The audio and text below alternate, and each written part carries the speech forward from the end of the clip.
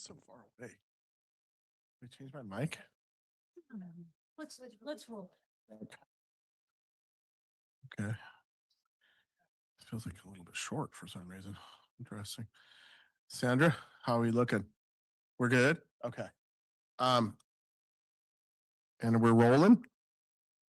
We are. Okay. Good evening, everyone. It's 5:30 p.m. We're at a special meeting agenda of the City Council. Today is Wednesday, June 3rd, 2026. We're in Council Chambers, 300 Forest Avenue, and this is the special meeting I'm calling to order tonight at 30. We're having a special agenda. Can I get a motion to approve the agenda, which is one item, council vacancy policy?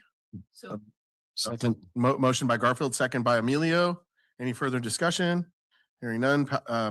Let's take a voice vote. All in favor, say aye. Aye. Any opposed? I'll just note for the record that 5 council members are present. Councilmember Perduri will be here later this evening, is not present for this particular session, but will be present for regular session. Go ahead and take item 1A into closed session. Consider the draft council policy entitled vacancy in elective office. Do we have any public comment on this item? Do we have any hounds online that would like to speak either? Just a second, Mr. Hands online, Mr. You Murphy. have how many? Hands online. Okay, go ahead, Mr. Murphy.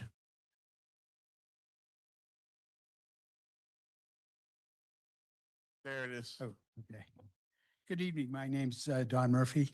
Before I start, I want to thank you for the Gay Pride flag raising. It's like to thank you and city staff.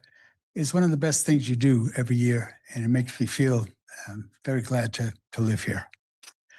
Your goal tonight, I think, is to establish the council policy for filling vacancies. And the document that you have, the proposed policy, I think is really excellent. And I wanted to say good work on that. The policy is also designed to foster transparency. And to foster transparency further, I suggest that we could do better by adding a disclosure requirement to the proposed policy.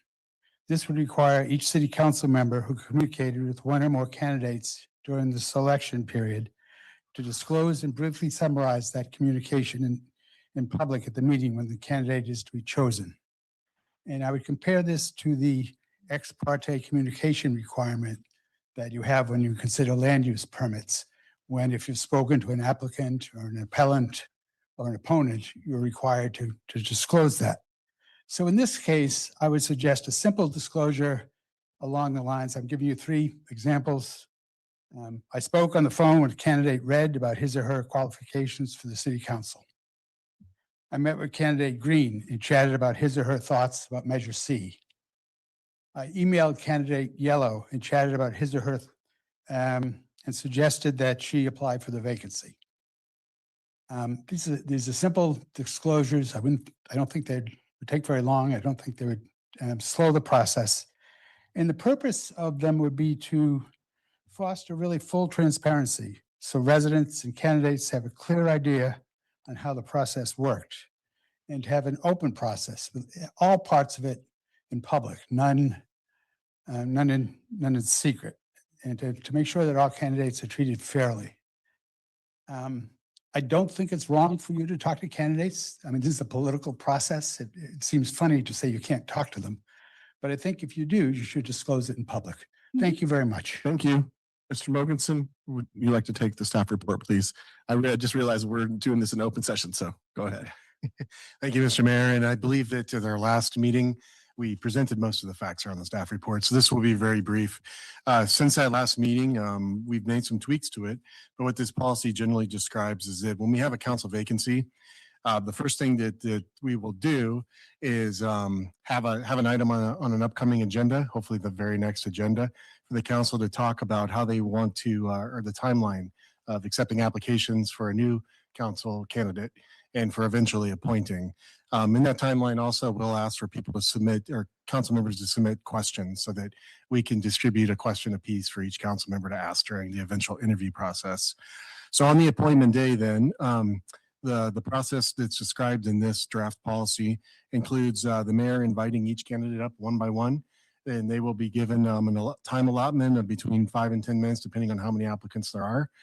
So for this evening, I think what's proposed is 5 minutes because we have a number of applicants. And so after they do their 5-minute presentation, each council member will ask their question that they had submitted ahead of time to the candidate, and the candidate will be given 1 minute to answer each of the questions. And then once all those questions are finished, that candidate will sit down and the mayor will invite up the next candidate. And the candidates have been placed in an order of alphabetical order. So after this process takes place, then we'll have a public comment period. After the public comment period is over, the deliberations will start amongst the council members.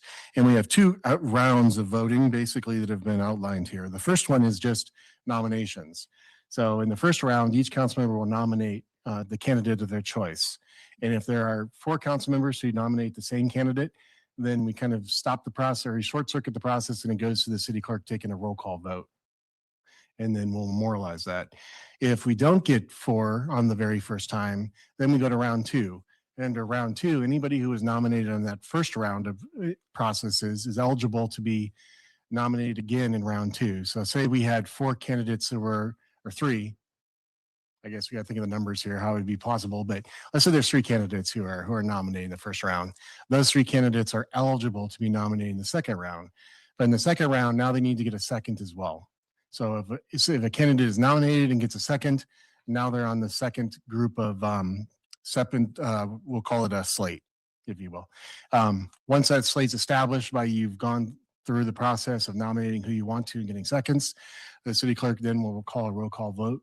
You'll vote for the person who you favor. And if you get to 4 again, then we're finished. If you don't get to 4, then it defaults to the mayor makes the selection if there's a tie break or anything else. So that's what this process here describes.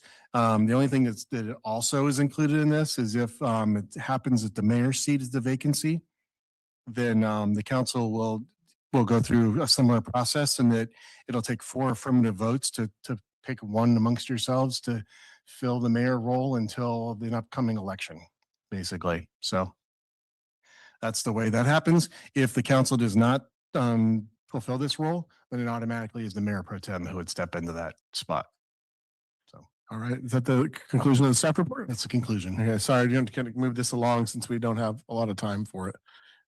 So we've already taken public comment on the item. We've now heard the staff report. If you'd like to speak, come on up. You can give comment.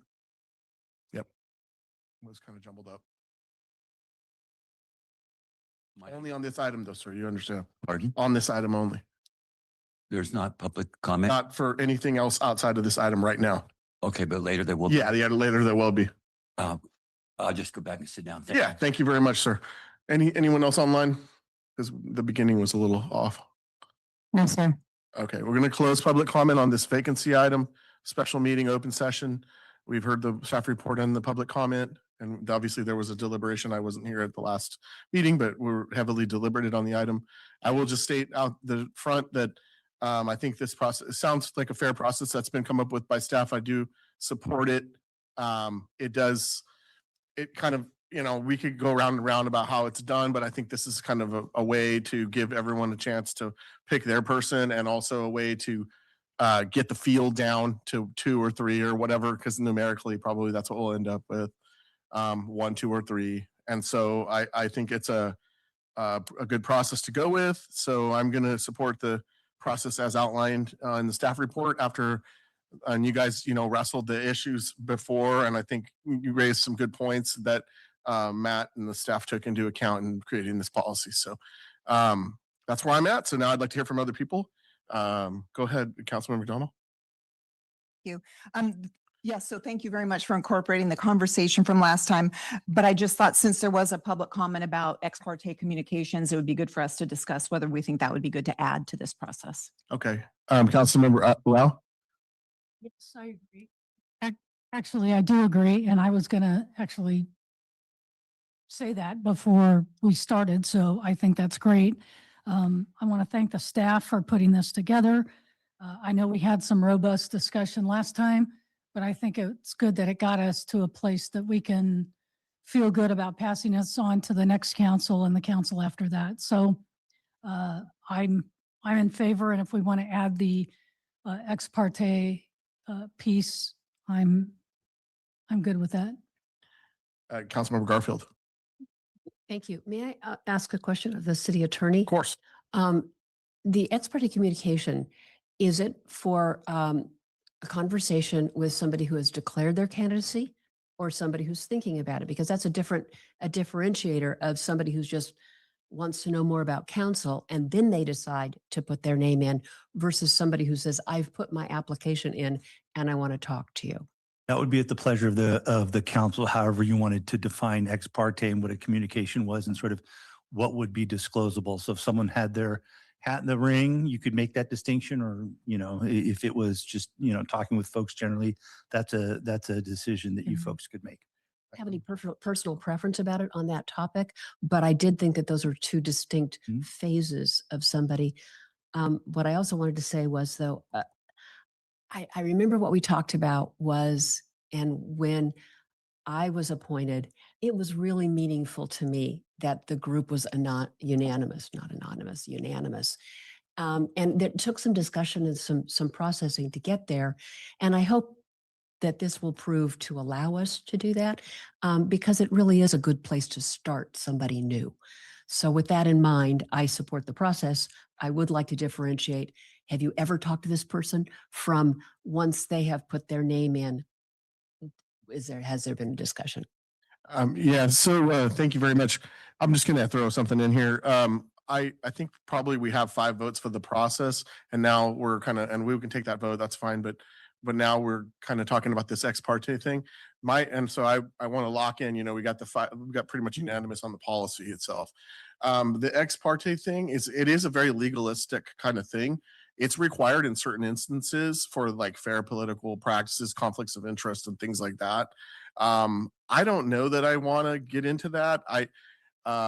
Because I'm not sure, we haven't given the city attorney time to like look into whether we can force somebody to do that. I don't think we can force somebody to make that disclosure in this particular form that we're in and what we're trying to accomplish here. And it's not like a conflict of interest where you would have to. That's right. And it could be something where this policy was brought back, amended to, if you folks wanted to have a little bit more discussion about that, or just, you know, as the mayor indicated, vote tonight, but with further direction to look at ex parte communication, something like that is how you could handle that. Okay. Yeah. That's just my thought on it. It's a legal concept. So it's kind of like we need to analyze what are the bounds of that without kind of making a policy on the fly. I think it's dangerous. I however think that even if we do adopt it, I think individual council members, if they choose to state they want to say, I didn't talk to this person or I did, I think they can. That's correct. Okay. All right. Councilmember Rao. So the only thing I would add to this is because it's such a small community. I mean, these are our friends. These could be our neighbors. These could be our coworkers. So I think every discussion we've ever had with them is probably a little punitive. But I would say that once the process starts and their name is in the hat, I would favor that disclosure, because I think that for full transparency, so I would make a motion that we adopt this resolution and also send it back to the staff and to the city attorney for some additional language in the future that would state that. I'll second that. The mayor, if I might, Yes. would the pleasure of the council be then the ex parte to be disclosed once someone has put their name in for that? Okay. I think so. That makes the most sense. Yeah. You can go forever. But I like, the motion is Great. clear though, and it's a two-part motion and I'll second it. Does any further discussion? Okay, we'll go ahead and take a roll call vote. Go ahead. Councilmember Rao, Aye. Mayor Smith, Aye. Councilmembers Garfield. Aye. Mayor Pro Tem Emilio, Aye. Councilmember McDonald. Aye. Motion carries. Excellent. Well, we did it. We accomplished the goal, got the policy done. And thank you for adding. I do think that's a good add. I'm thinking about the disclosure issue. And I think that once somebody is their name in the hat, it should be in the future, we'll deal with that. But as for tonight, if you would like to disclose whoever you talked to, or you didn't speak with anyone, go ahead and make that statement for the public. All right. Thank you so much. We're gonna go ahead and adjourn to open session at 6 p.m. Regular session. Thank you very much.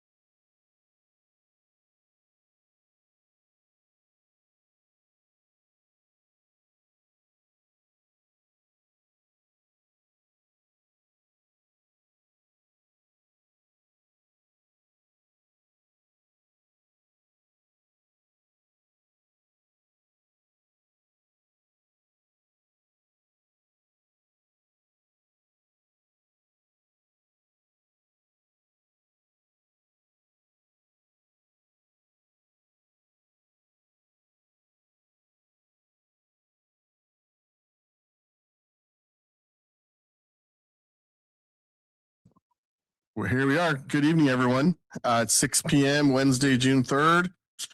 This is the regular meeting of the City Council, first meeting in June, here at Council Chambers and City Hall, 300 Forest Avenue in Pacific Grove, California. We are here, and I'm calling this meeting to order. For the record, the 6 current council members are present tonight, all 6, and tonight we will be picking a 7th, so stay tuned for that event. And at this time, I'll ask my colleague, Councilmember Perduri, to lead us in the Pledge of Allegiance. I pledge allegiance to the flag of the United States of America and to the republic for which it stands, one nation, under God, indivisible, with liberty and justice for all. Thank you. Thank you so much. I'll entertain a motion to approve the agenda item 1. So moved. Okay, we have a motion by Rao, second by McDonald. We'll take a voice vote. All in favor say aye. Aye. Any opposed? Hearing none, passes unanimously. Sorry, Siri would like to get involved in the conversation, but I'm not going to allow that tonight. So we'll move on to item 2, presentations. And we have a presentation tonight for Miss Katie Clark, Service Award, and I'm going to recognize City Manager Matt Mogensen. Come on up, Katie. So once a year, we present service awards to our employees who have been here for certain periods of time. So we had a few this year, but Katie is the one who could make it. And so she's getting into initial ownership, but we'll give you the list of all those people pretty soon. So Katie's been with us for 5 years. Like I mentioned, she got here at the coming out of COVID. So coming out of COVID, you guys would probably, it makes sense that we didn't have much recreation programs at that time. So she's had the opportunity to really rebuild the department. So over the last 5 years, she's taken the program from, I believe it was, how many programs? It was 10, I think, to over 60 last year. And this includes sports leagues, classes, all kinds of different programs, swim lessons. And last year we had over 2,500 participants throughout the summer. So she's definitely taken this and built it into something, very, very good for our community. And that includes actually 60 part-time staff that with our HR department, they hire every single summer and then rehire them every year. So with that, I want to present anything to Katie and Director Go. Would you like to say anything?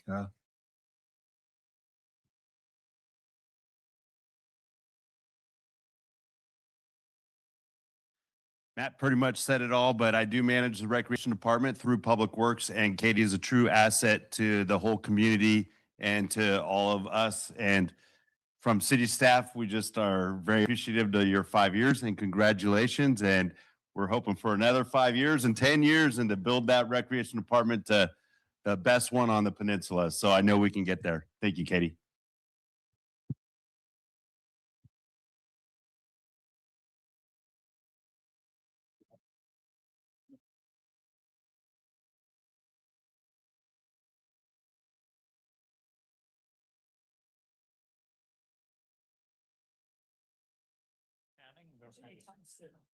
I just want to say I signed that proclamation, so that's why I came down to take the photograph.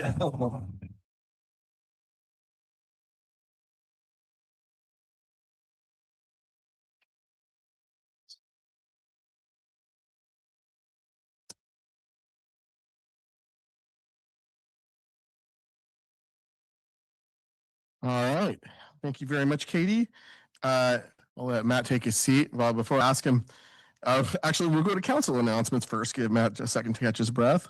Any council announcements today? Councilmember Rao? Thank you, Your Honor.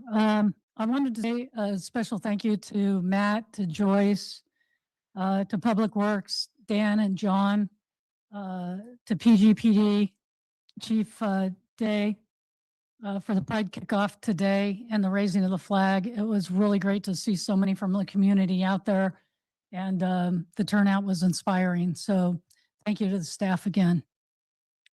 Thank you very much. Any further council announcements? Councilmember Moore on the time? Thank you, Mayor. We just had Memorial Day, and I wanted to bring up that it was close to 1 million people that were killed in the wars, female and male, and they were honored for Memorial Day. That's all I wanted to say. Thank you for that. All right. I don't think we have any city attorney announcements, so I'll go to Matt Mogensen, city manager, for any city staff announcements. Thank you, Mr. Mayor. Just pulling together a couple messages. So you did see a press release to this afternoon about a whale that's washed up. There'll be more information coming on that. So it's a little soon to give too much details, but look for that in your social media feed here soon. But I do also want to first ask George first, if he wouldn't mind coming up and tell us a little about George Washington Park Master Plan being available.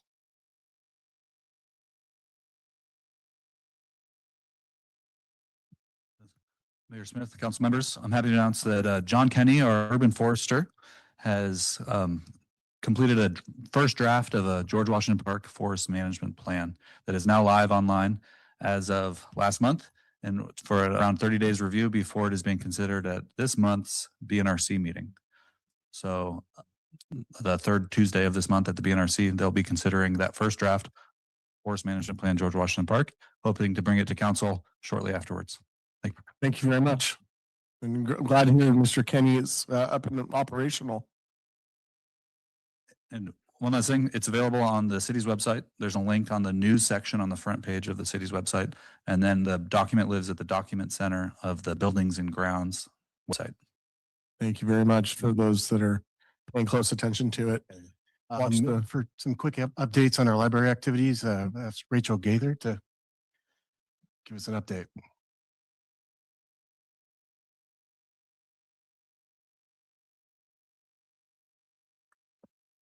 All right. Good evening, Honorable Mayor, Mayor Pro Tem, and City Council. This week, the library is launching its 2026 summer reading program, which is titled Plant a Seed, Read. We have 3 programs specific to children, teens, and adults that will run for 8 weeks.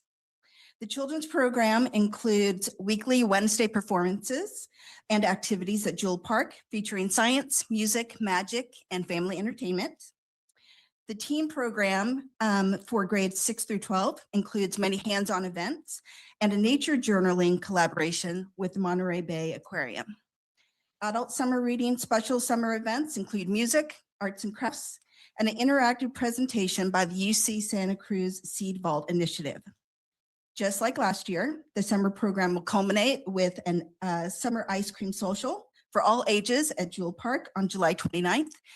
Last year, we had a really great turnout, and we look forward to community and council joining us again.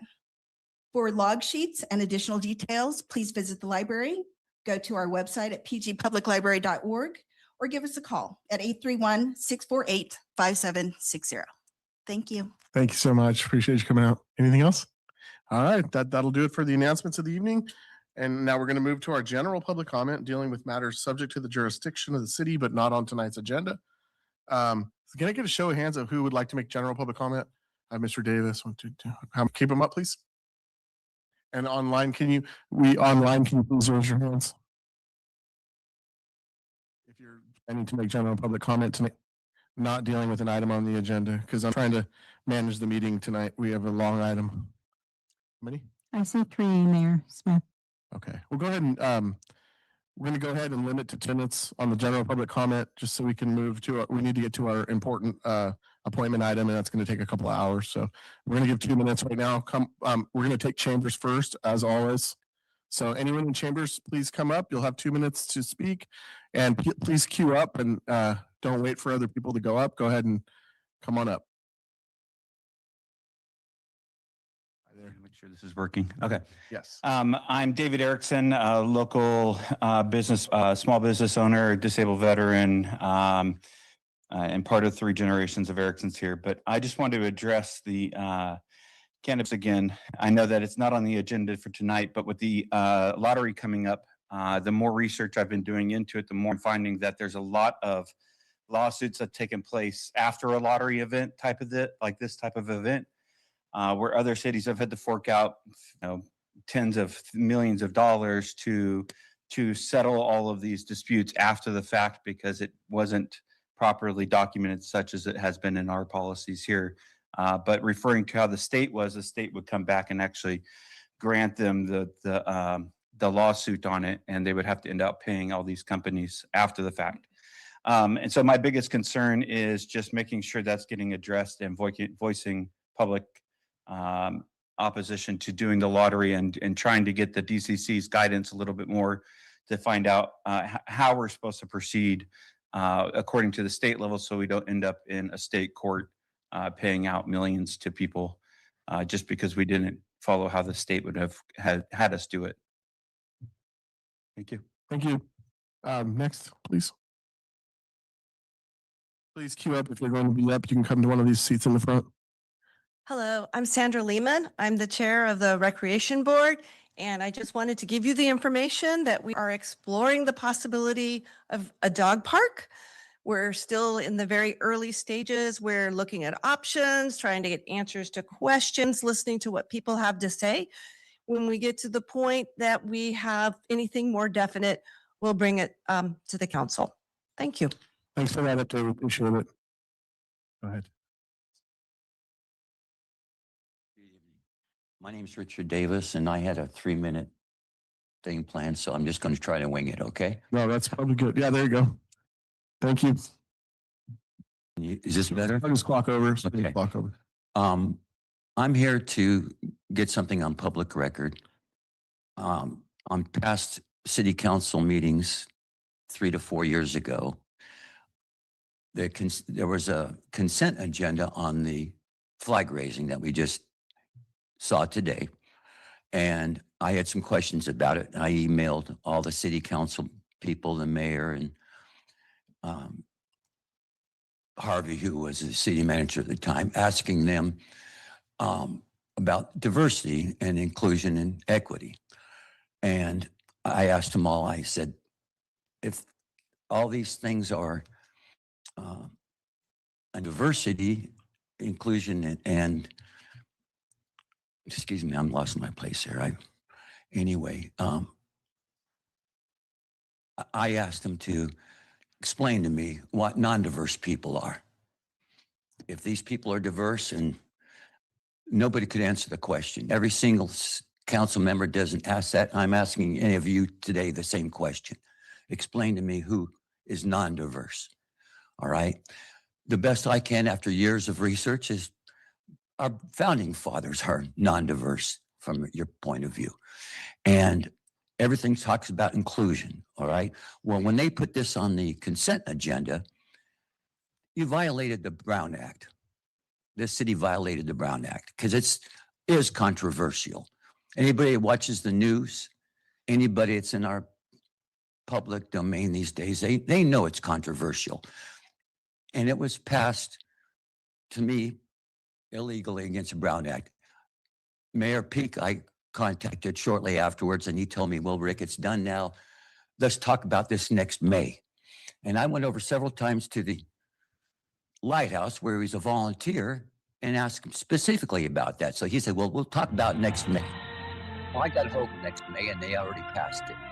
And then, from my understanding, like a permanent resolution. Right. I think Yeah, it needs to be revisited. Okay, thank you. We understand the comment. If you would like to make further comment, and I'll tell anyone this Well, tonight. can any of you answer the question of who non-diverse It's not a is? Q&A, sir. I Okay, apologize. all right. Well, You can- I would the appreciate council. if you would answer my emails then. You can email the council any question you like. And I you have can serve it that on exact everybody. question and never got a response. Okay, except thank you. Jerry It's McDonough. not a Q&A. We're not doing that.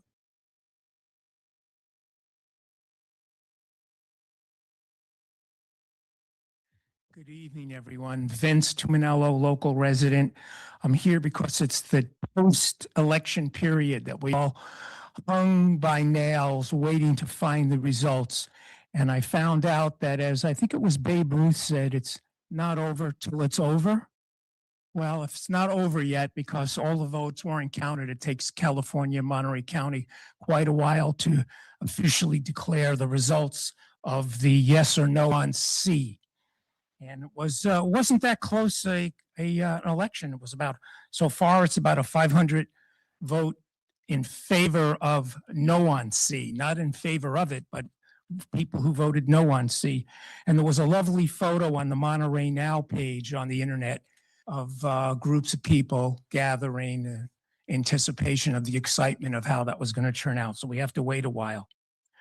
I have some comments about C because it's not over. So in case it comes up again, or this issue comes up again, just because other cities or other municipalities are giving raises to their city councils, a position which since the inception of Pacific Grove has been a public service position with a stipend to cover monthly expenses.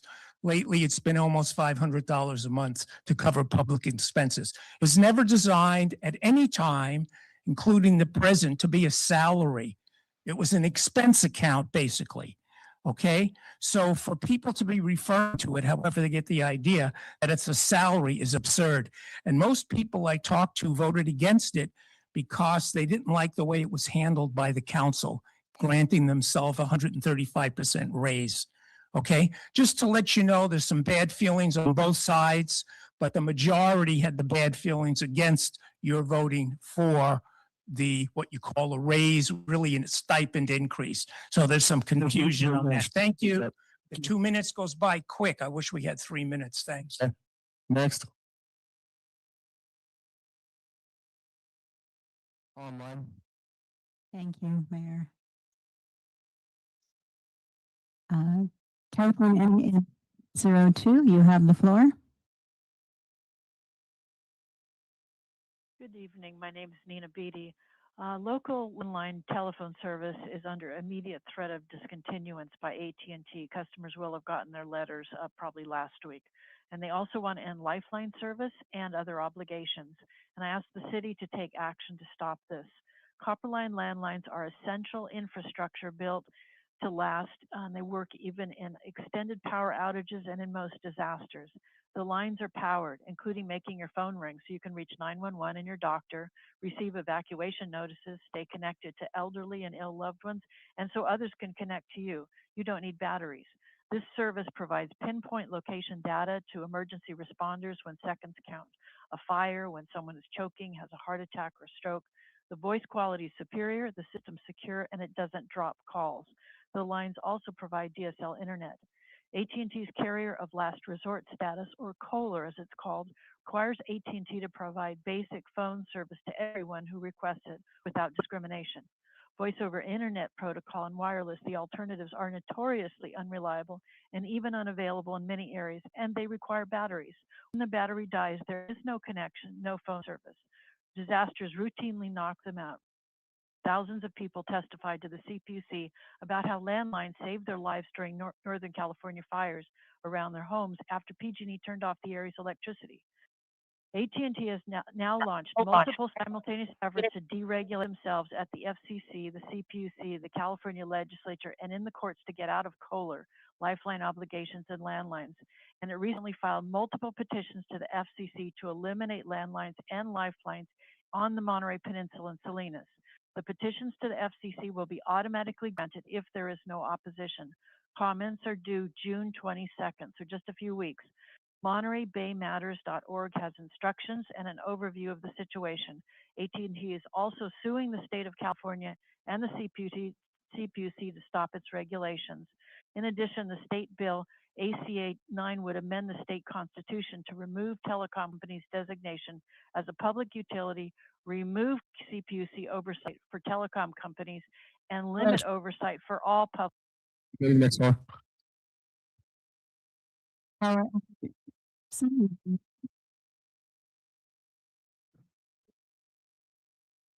Hello.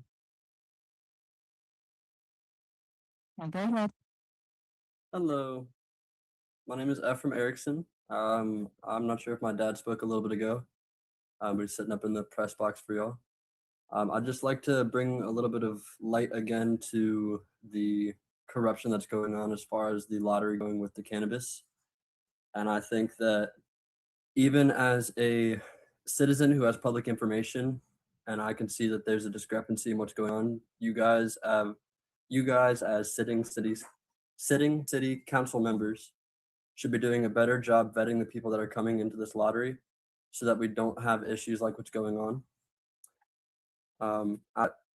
The reason that it has gone on to the third phase where 8 candidates are all run by the same lawyer, all for the same location, same everything. If you read what they all put for the questions, it's all the same answers, just regurgitated into different forms. I mean, it's blatant, and the fact that people can see it, but you guys are just sitting there not willing to take the lawsuit when you guys have policies that you guys have to follow at the state level that you guys are neglecting to follow because you guys want to cover your ass. But we elected you in these positions so that you guys could do right by our city, and putting somebody in that's going to be corrupt even before the lottery is going on is not even a good idea. I mean, because what happens when they get in there? It's just going to mess us up as a city. Thank you. That's all. Thank you. Thank you. Carl Lindstrom, you have the floor. The issue I want to raise tonight is what was said in the debate to continue the marijuana lottery before the vote to move forward. It was noted that the legally defensible option is to let the process play out. Allegedly, the lottery winner still needs to make it through the planning commission, obtain a use permit, and the city, quote unquote, still has to vet out each location. I was under the impression it was all said that the application fees had already been spent on a deep vetting of the locations to even qualify for the lottery. The planning commission and others that the council's relying on now to do the work, those are advisory committees. They advise you. The council was elected to be the final decision makers. This didn't have to be written off as an inherited problem from a bad ordinance in the past. There could have been another choice. And the mayor has said this before, start over. I respect the council members are cognizant in the last meeting that the money had already been spent on this in-depth vetting process that apparently occurred. The applications for the storefront were touted to generate a lot of revenue. It's unclear where that revenue has gotten us. PG taxpayers just funded a special election yesterday for $63,000 in order to just raise the compensation of 7 elected officials. We all know how that went. The city residents want revenue, and I'm sure they also want the weed. Everyone keeps saying that, I'm sure, because everyone keeps going back to how Measure N was approved, but that's not the issue. We're all led to ask, what is the true cost of refunding the application fees? Is it worth selling off the ethics of Pacific Grove? Thank you. Thank you. No further hands are raised, Mr. Mayor. All right, thank you very much. That'll close out general public comment for the evening. We're going to move on to the consent agenda dealing with routine and non-controversial matters. And for the consent agenda, I'll ask, do any of my colleagues wish to pull an item of consent? Seeing none, I'll ask the public, would anyone in the public wish to pull an item off of consent? Fine, Mayor. Seeing none, we'll go ahead and bring it back to the council for action on consent. Consent. Second. Chaps or Councilmember Perduri will get the first on the motion and the second by Mayor Pro Tem Emilio. Any further discussion? Seeing none, we'll take a voice vote. All in favor say aye. Aye. Any opposed? Hearing none, consent will pass unanimously. All items been approved. And that'll bring us to the main event for the evening, item 11A. On the regular agenda, this is a selection of appointment to fill city council vacancy and administer the oath this evening to that selectee. And so at this time, I will recognize Mr. Munson to start us off. So pay close attention. There's a lot of moving parts. We're going to try to make it as simple as possible. Thank you, Mr. Mayor. So at 5:30 this evening, we held a special meeting where the council finalized this policy. But this policy came to be after, I believe, 2 other evenings we brought this forward and you vetted it and came up with the best document that you could. So the presentation or the process tonight is going to consist of the mayor, one at a time, inviting each candidate up. They will come up in the alphabetical order, and each candidate will be invited to give a 5-minute presentation on their qualifications. Following that, the council members each have prepared a question that they will ask each candidate. So each candidate will hear one question. They will be given 1 minute to respond to that question, and then we'll continue down the road. So there should be a total of 6 questions. Yeah. 5 questions. That you'll be asked this evening. After you've been asked all your questions and you give your 1-minute responses, you can return to your seat. We'll do the next one. And then when we get to all the council candidates having their presentations, at that point, we'll do public comment. So anybody who's here to comment on the applicants will have the opportunity to comment then, and the council will start their deliberations. The first round of voting will consist of each council member making a nomination. Should the council come up with 4, with a nominee being nominated by 4 different council members, then we've kind of already reached consensus, so it'll go to a roll call vote of the city clerk. If that doesn't happen in the first round, we'll go to a second round. And the second round, anybody who was nominated in that first round is eligible for the second round. To be in the second round of voting, you'll need to be nominated once more, and then this time you'll need to get a second vote from a different council member. So every applicant or candidate who gets a first and a second then is eligible for the second round of voting. Once that's complete, the council is exhausted, those names and those they wish to put into that roster. The city clerk will do a roll call vote. And if, again, one candidate gets 4 votes, then we've reached a consensus or the consensus that we need. And if not, at this point, it will go to the mayor to make a tiebreaker or any other kind of deadlock that might exist. So in essence, it's 2 rounds, basically of voting and then followed by the mayor having to make the tough decision if we get there. So Mr. Mayor, with that, I'll turn it over to you to start your. Okay, so bear with me here. So I think what we're going to do is now at this time, we're going to ask Mr. Bentz to come forward. Is that what we're doing? Okay, we're going in alphabetical order, no particular, no special anything, just alphabetical. And Mr. Bentz, I believe you'll have 5 minutes to address the council. Is that correct? Okay, and we'll all you'll start your clock as soon as you start speaking. You'll have 5 minutes. All right. All right, Thank you. go ahead, sir. All right. Hello, everybody. Good evening, council and people of Pacific Grove. My name is Ben Bentz. I'm honored to be up here alongside some incredible working professionals and community members. I was born and raised here on the Monterey Peninsula, and I have the pleasure of raising my 2 under 2 here and teaching middle school here in Pacific Grove as well. Pacific Grove has this beautiful blend of historic charm and natural beauty, and that's what makes it so attractive. But the people are what make Pacific Grove so special. There's this harmonious balance between young families and retirees and everything in between that make Pacific Grove so incredibly special. I truly feel like maybe the last small town in the county and the most incredible place to raise a family, I can attest to. I think this needs to be protected, cherished, also represented. So I think there's incredible representation of the incredible working professionals and retirees of the city. I would like to represent the families, the young people, the renters, and the people who are born here that just want to stay here.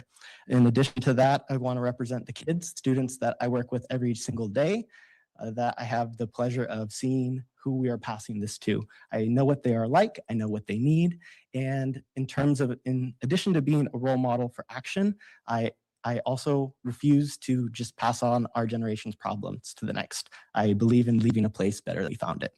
So to do that, I want us to be not just climate change aware, but climate ready. I would like us to have financial transparency and accountability. I truly believe that there is infrastructure needs for families here. You've done amazing work with the stop signs on Congress. I think we need more of that. We need more stop signs, crosswalks, safe places for families. Anybody who has a kid and have tried to push a stroller down Pacific Grove knows there's not infrastructure for that, which also brings up accessibility concerns in terms of, I can't imagine trying to be in a wheelchair and enjoy this beautiful city. There's infrastructure needs there. We have amazing parks that are so well loved, but also incredibly in need of some changes in development, which I would like to see in continuation of the incredible community programs that have been growing since COVID times. We also need to protect and cherish that balance I was mentioning earlier. So that through affordable housing, I think people need to be able to come back, go have an education, go get professional experience, come back, and if they choose so, raise a family, because that's how community is protected, through those stories, through the culture, and passing that alongside the future generations. I see that slipping away in my hometown of Monterey, and I would really hate to see that with Pacific Grove as well. I am a teacher. I bring proven collaboration, problem solving, and communication skills from my daily career. I have experience in community programming and program development, conservation, and DEI work with my time at the Monterey Bay Aquarium. I was on the Parks and Recreation Commission for the City of Monterey, so I know what it takes to improve parks and community programs. I currently serve on the PG Museums Board, where I am their Standards and Practices Chair, focusing on attention to detail in policy and fundraising. I have volunteered thousands of hours of service in my young career here, and I want to continue that as well. I received recognition from the aquarium as Ocean Leadership Award recipient, and through CSU Monterey Bay with distinction in the major for outstanding service to the community. So I want to continue that. I want to represent, I want to lead, and I want to collaborate with all the council members to truly meet the needs of this city and its constituents. I truly feel like board, a city, any service is only as good as not only its incredible experience, but also its representation that matches its constituents. And I would love to be that for the city. So thank you for your time and thoughtful consideration.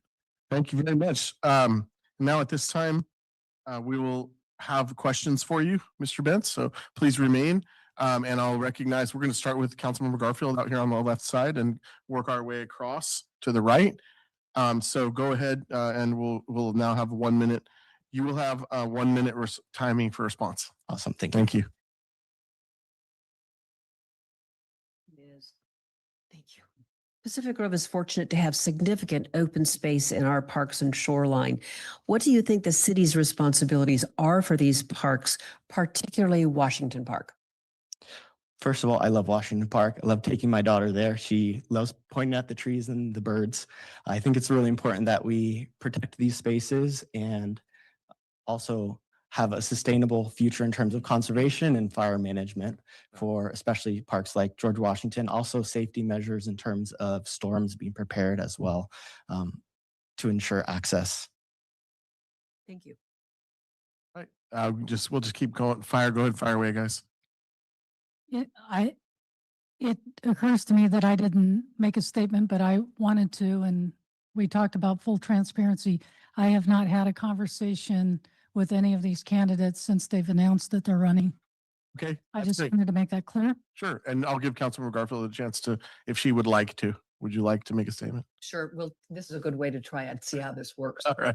So I appreciate the opportunity. Yeah. I have not had a conversation with any of these candidates since they were announced that they were, since they submitted their applications and became actual candidates.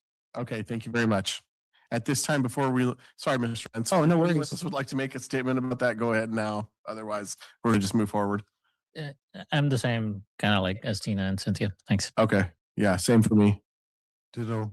All right. For me. Okay. So no one did. Okay. All right. So let's go ahead and move on with the questions. Question 2.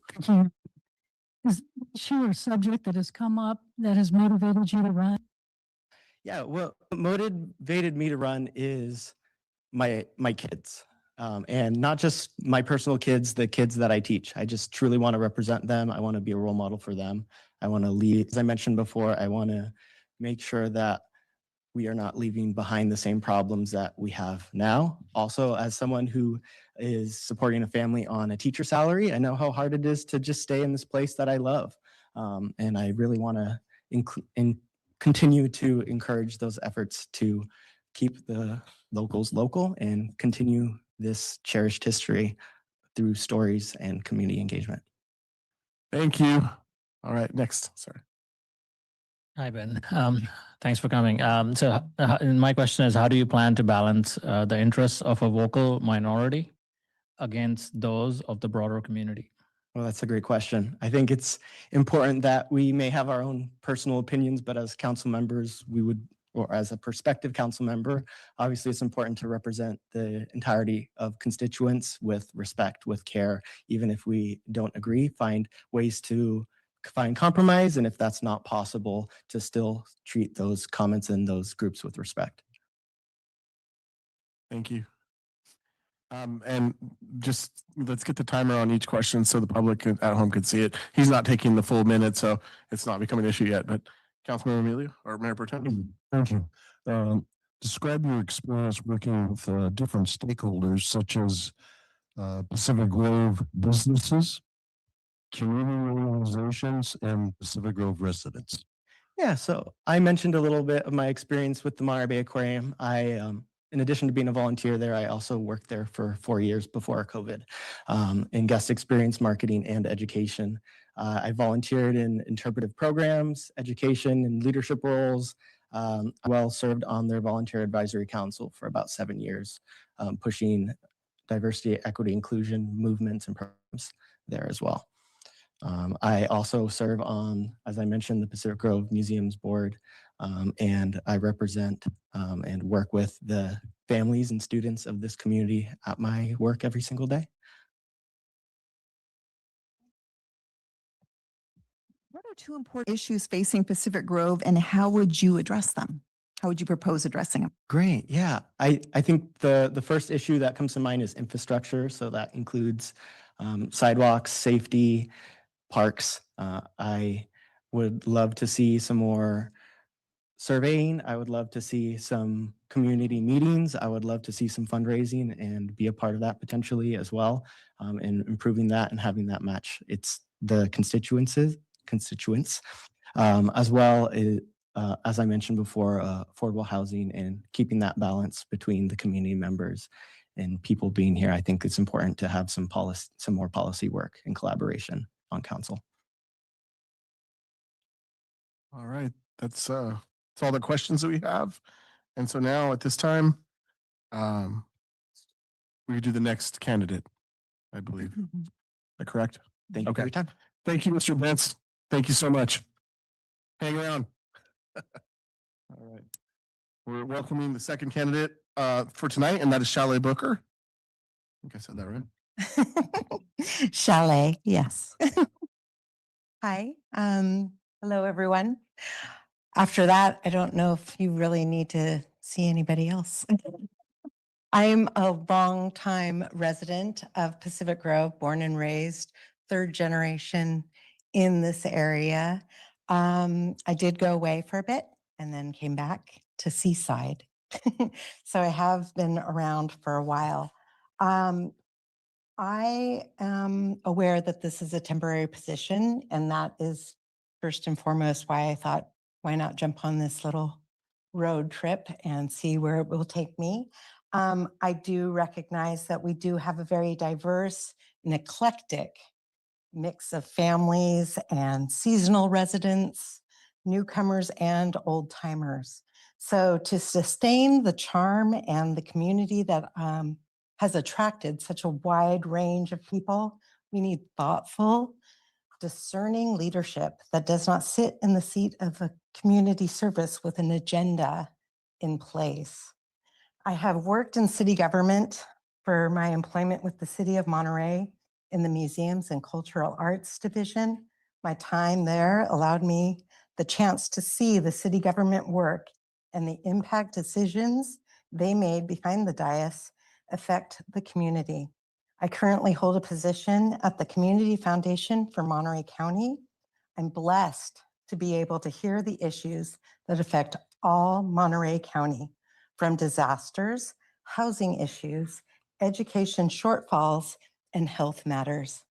I have the privilege of hearing people speak from the nonprofit community and business arenas and the challenges they face. The beauty of my position is that I can hear some of the answers from those people who know how to alleviate those pressures. I would like to offer my assistance in making those decisions on behalf of the citizens of this town. I've lived on the peninsula, growing up in Pacific Grove, and after a stint in Seaside, moving back to my childhood home. Both my parents grew up here. My father attended Robert Down, as well as my maternal grandfather. My parental grandmother commuted by buggy from Point Lobos to Monterey to attend high school in Pacific Grove. I have a rich heritage in this community, and I would like to give back to the place that shaped my family so that my children can enjoy the special place in the future. Thank you. Thank you for that. And now we'll go through the questions. So Pacific Grove is fortunate to have significant open space in our parks and shoreline. What do you think the city's responsibilities are for these spaces, particularly Washington Park? Um, Washington Park is very special to me. I grew up a block away from Washington Park, so that was my playground. And I really feel that it is necessary to treasure those bits of our community that make us special. There aren't very many places that have open forest like that you can ramble through, and that also provide an environment for all the native plants and also the wildlife that we have here. So it's very important to steward those open spaces well. Thank you. Thank you, Your Honor. Is there a subject or an issue that's come up that motivated you to throw your hat in the ring? I've just attended a couple of these meetings, and I just felt like, maybe a local voice that's been here for a while, decades, would be refreshing. So no in particular issue.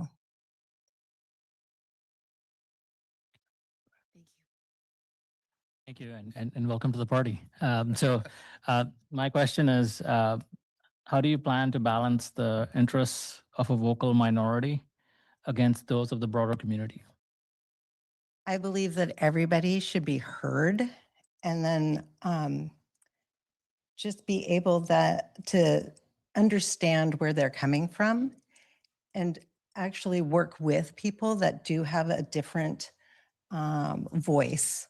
Even if it's not what everybody else is going for and wanting, I think that they need to be heard and respected, and actually see if you can come to some sort of resolution with them or answer that would help them come into agreement with everybody else if that need be.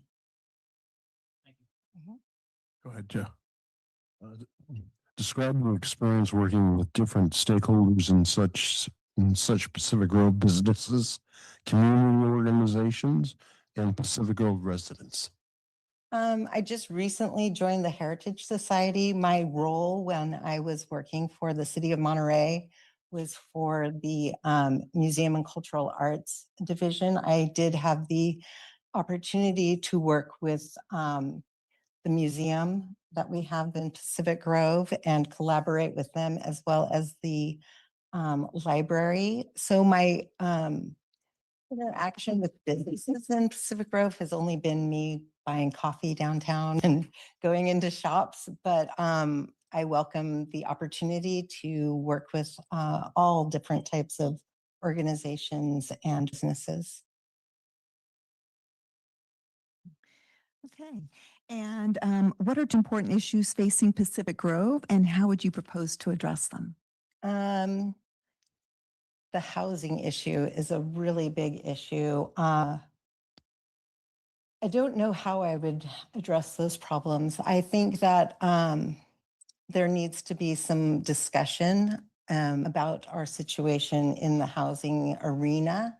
I live on a street where it used to be a neighborhood with a lot of different people that lived there full time as I was growing up, and later on.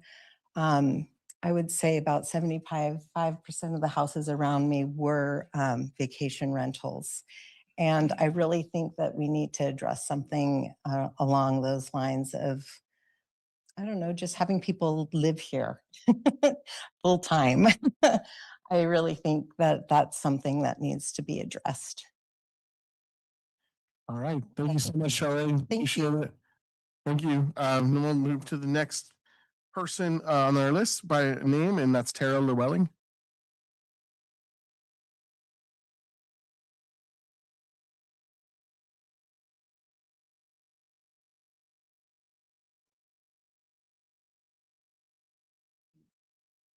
Thank you very much. My name is Tara Llewellyn. I first came to this area in 1999. I was a military officer stationed at MPS. came back to get my PhD at MPS. And then last year, when I retired from the corporate sector, decided to make my home here. I did not have the chance to grow up here. I grew up in Chicago, but knew when I came to MPS the first time I wanted to live here. It took 20 years of savings to be able to make that happen. And a few years ago, my husband and I were able to make that commitment to buy a home here after years and years of traveling back to the area and trying to figure out how we could make it work. My career is one of public service. I had 22 years in the military. I finished as the chief of staff to the U.S. ambassador to NATO, and I ran Europe policy, U.S. Europe policy at the White House. After that, I went into the private sector for about a decade, where I worked at a major bank and 2 major insurers. And that really shapes what I think I can bring to the council. Certain things, including while I was in those insurance roles, I was the head of sustainability. So I was very focused on how climate risk was interacting with insurability. And so one of the things I think about a lot is how do we balance living in an urban forest with people being able to afford home insurance so they can actually stay in their homes and they're not foregoing that in order to be able to stay in this community. I also have obviously operated at the federal level at the White House. I'm currently on the California Governor's Military Council, so I also have a state level responsibility, and I think I can bring those skills here to Pacific Grove to contribute to the community.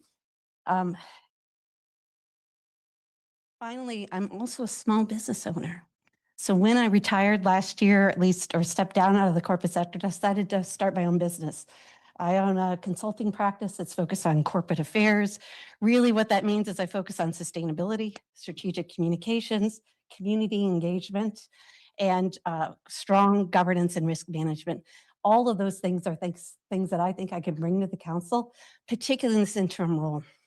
I'm going to be really honest, when I left the White House in 2014, after serving in the military for 22 years, I did not think I was going to do public service again. I was exhausted. I had done 2 years of 90-hour weeks, and I really thought I had done my time. We're living in a really extraordinary moment, and I think this is a moment for leadership. And so this is a time now that I've settled, I'm here. And I've had a little bit of a chance to rest, have a chance to bring those skills back to our community in a different way. Thank you. Thanks very much.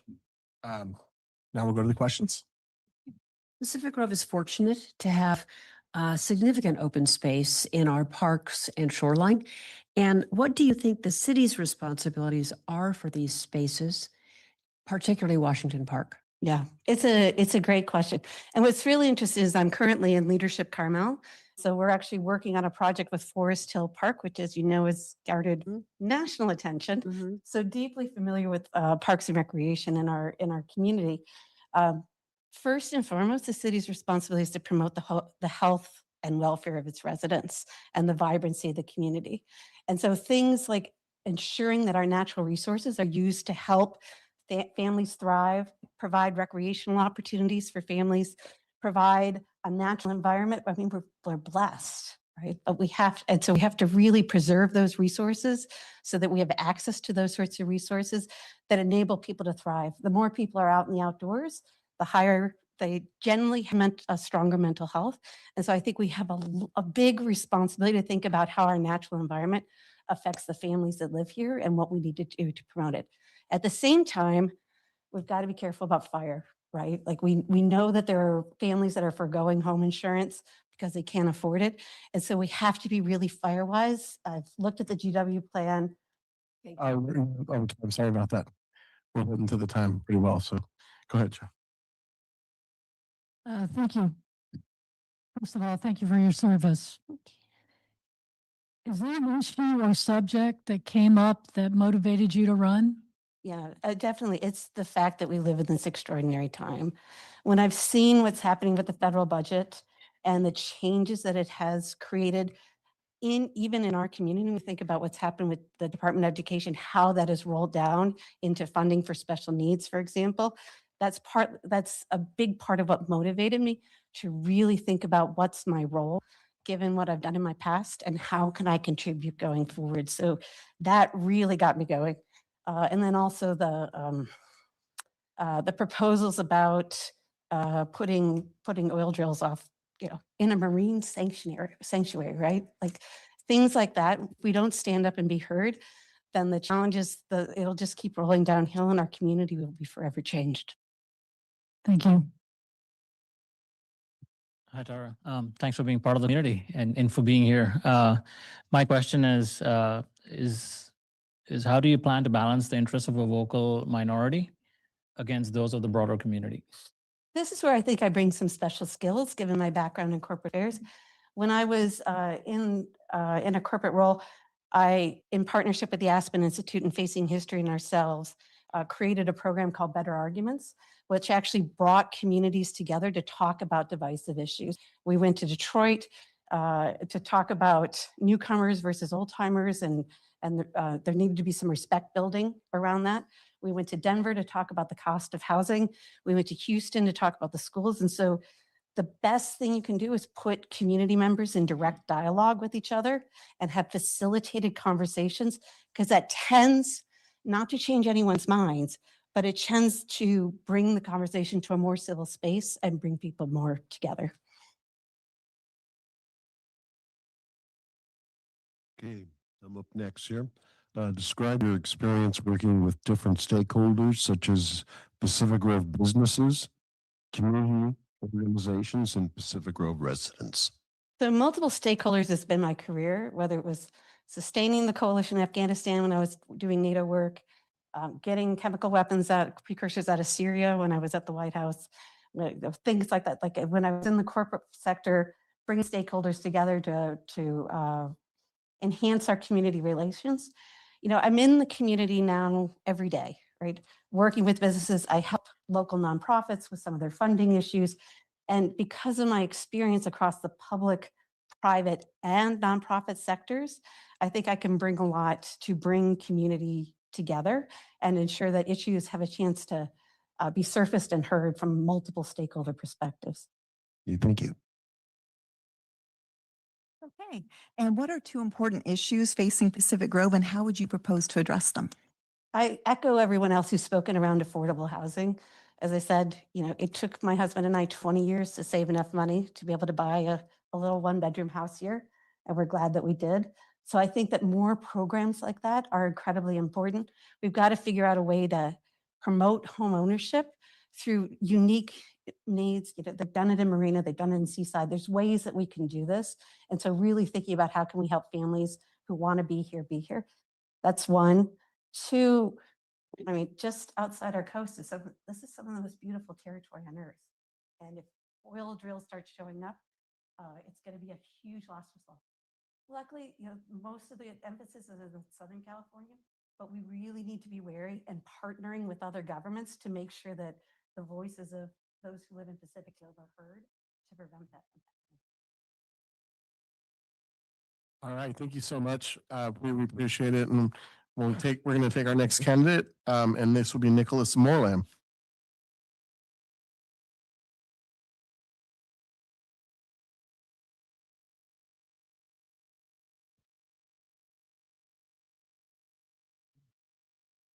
Good evening, Honorable Mayor and members of the City Council. Thank you first for the opportunity to speak to you tonight about the vacancy on the City Council. My name is Nicholas Morlam, and I am a dedicated resident, an active public servant of the city, and a father who is deeply invested in the future of our community. I am committed to Pacific Grove, and I am motivated to do my part to ensure that this wonderful place remains a vibrant, sustainable, and forward-thinking community for the next generation. My volunteer leadership experience within our city government has provided me with a thorough understanding of local governance and policy. Having previously served as the chair of the Economic Development Commission and currently serving as a commissioner on the Planning Commission, I understand how to be efficient in meetings and appreciate the unique balance that is required to preserve the historic character of Pacific Grove while fostering responsible economic growth. Professionally, I serve as the Director of Development for the Lucille Packard Foundation for Children's Health where I manage philanthropic priorities for maternal and infant health at Stanford. My work involves oversight of complex fundraising strategies, including the hospital's West Building renovation project. This position requires sophisticated budgeting, financial forecasting, and long-term strategic planning. These skills are directly applicable to maintaining the fiscal responsibility of our city. Beyond my professional and civic roles, I am deeply rooted in the cultural life of Pacific Grove. I teach piano lessons locally, and I previously served as the director of music at St. Mary's by the Sea Episcopal Church for several years. Furthermore, my foundational values were shaped early in life as an Eagle Scout, which instilled in me a lifelong commitment to environmental stewardship, a value that I know sits at the heart of the identity of Pacific Grove. I am eager to expand my service to our city because I want to help amplify the excellent direction that this current leadership is taking. My combination of local commission experience, professional financial oversight, and deep community roots qualifies me to serve the residents of Pacific Grove effectively from day one. Thank you for your time, your hard work, and for your consideration. Thank you very much. Questions? Pacific Grove is fortunate to have significant open space in our parks and shoreline. And what do you think the city's responsibilities are for these spaces, particularly Washington Park? Absolutely. As I mentioned early on, it was instilled as an Eagle Scout that you always leave the environment. Not only do you not leave a trace, but I think it's also we have the responsibility to leave our incredible environmental areas in better situation than we even have them today. I think that's the requirement that we have for the next generation. I think that that is really one of the true treasures of Pacific Grove. And I actually see that the council, we can promote that every citizen of Pacific Grove actually has that responsibility as well. We can model that through the policies that we in place to protect our vital spaces. Thank you. Thank you. Is there an issue or subject that came up that motivated you to run? Yes, so in my role on the Planning Commission, I do know that the housing, so we are so fortunate to live in this incredible place. Not everyone has the opportunity. Housing is an incredible issue that inspired me to be on the Planning Commission, but then also I see that that is a value that's one of the main goals of the current council. And I want to be part of that. That's something I think that really can address everyone to have access that wants to be part of this incredible community. That's what makes this place so incredible and vibrant is the diversity that we can bring in. And that's something we need to work on. Thank you. Hi, Nicholas. Thanks for coming. And my question is, how do you plan to balance the interests of a vocal minority against that of the broader community? Yes, so I'll use as an example. You can imagine the housing element provided a lot of different voices in the Planning Commission.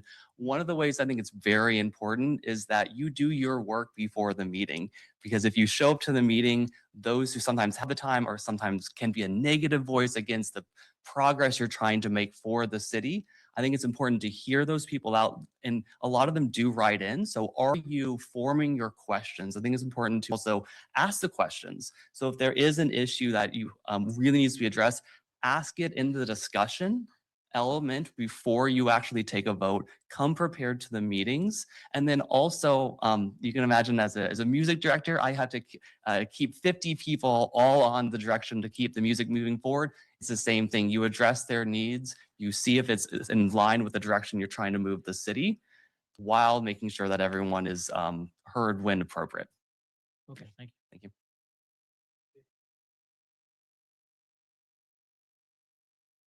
Thank you. Don't forget to turn the mic on this one. Describe your experience working with stakeholders such as Pacific Grove businesses, community organizations, and Pacific Grove residents. So when I was the chair of the Economic Development Commission, we were in the middle of the pandemic. We had stores that were closing in our downtown. So I actually saw that it was my job to first bring them into the meetings that we actually had for Economic Development Commission, and we actually had them present what are the needs, what are the concerns of the council itself. One of the issues was looking at for people who are in our wonderful restaurants, do they have the right child care support? We actually started those conversations itself. In my role at St. Mary's is a very community-based organization, so we had a lot of opportunity through there as well. Thank you. And what are two important issues facing Pacific Grove, and how would you propose to address them?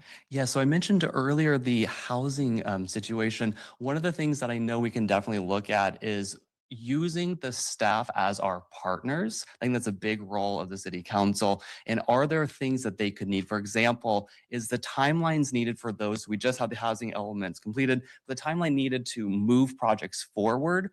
What can we do to work with our city staff? What resources do they need? That's something that we can look at almost immediately. The other issue is, of course, is our budgeting. We have a big pension requirement as well. And then looking at what are some of the new revenues. So we actually, I'm currently on a subcommittee for the Planning Commission for looking at our downtown and looking at what is the long 10-year plan that the Planning Commission level can do to implement some of the revitalization, things that can really improve, but looking at a long-term strategy. And I do know that was an item about 2 meetings ago, looking at the stop signs. That's really exciting to me that also aligns of, that is one opportunity of many when addressing some of the budget issues.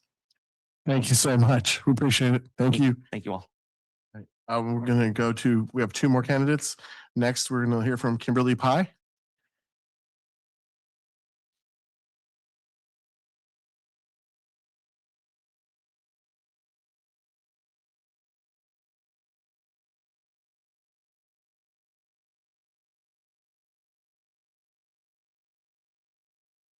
Good evening, Mayor and Mayor Pro Tem and council members. My name is Kimberly Pye. I've lived in Pacific Grove for a little more than 4 years, and I currently serve as the secretary of the city's Diversity, Equity, and Inclusion Task Force, which has given me the opportunity to work with fellow residents, staff, and council members on issues affecting our community. By day, I'm an attorney. I currently practice complex civil litigation and insurance coverage law. Don't get excited. And before that, I worked for Open Door Legal, a nonprofit law firm serving low-income communities in San Francisco. A lot of what I do professionally translates surprisingly well to local government. My job is to take complicated issues, gather information, listen to different perspectives, analyze competing arguments, and make thoughtful recommendations. That essentially is what good governance is. Before entering private practice, I spent several years working in public interest law, helping people navigate family law matters, housing issues, and other legal challenges. Those experiences taught me that listening is often more important than talking, and that good decisions require both facts and empathy. Outside of law, I'm an avid wildlife photographer and a scuba diver. Those pursuits have given me a deep appreciation for our coastline, our natural resources, and the unique character of Pacific Grove. I'm seeking this appointment because I care about Pacific Grove and because I believe I can contribute immediately. I also want to acknowledge the nature of this appointment. This isn't a permanent seat. The voters will decide who represents them in November, and I respect that process. I'm not viewing this as a platform for a future political career, and I'm viewing it as an opportunity for public service now and a chance to contribute where I can during this interim period. If appointed, I would come prepared, do the work, listen carefully to residents and staff, and approach issues with an open mind. My goal would be to help the city make thoughtful, well-informed decisions during this interim period. Pacific Grove is a wonderful place to live. It has truly become home for me, and I would be honored to serve it in this role. Thank you for your consideration. Thank you so much. Questions? Pacific Grove is fortunate to have significant open space in our parks and shoreline. And what do you think the city's responsibilities are for these places, particularly Washington Park? I think Pacific Grove's parks and shorelines are among our greatest assets. And I think Pacific Grove's responsibility is both stewardship and accessibility.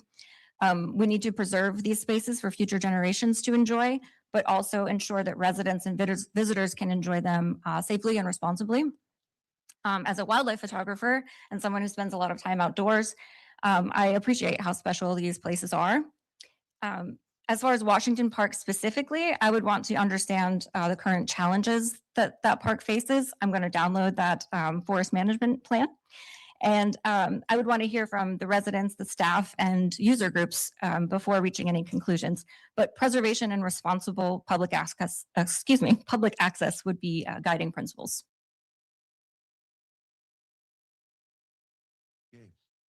Oh, no. Yeah.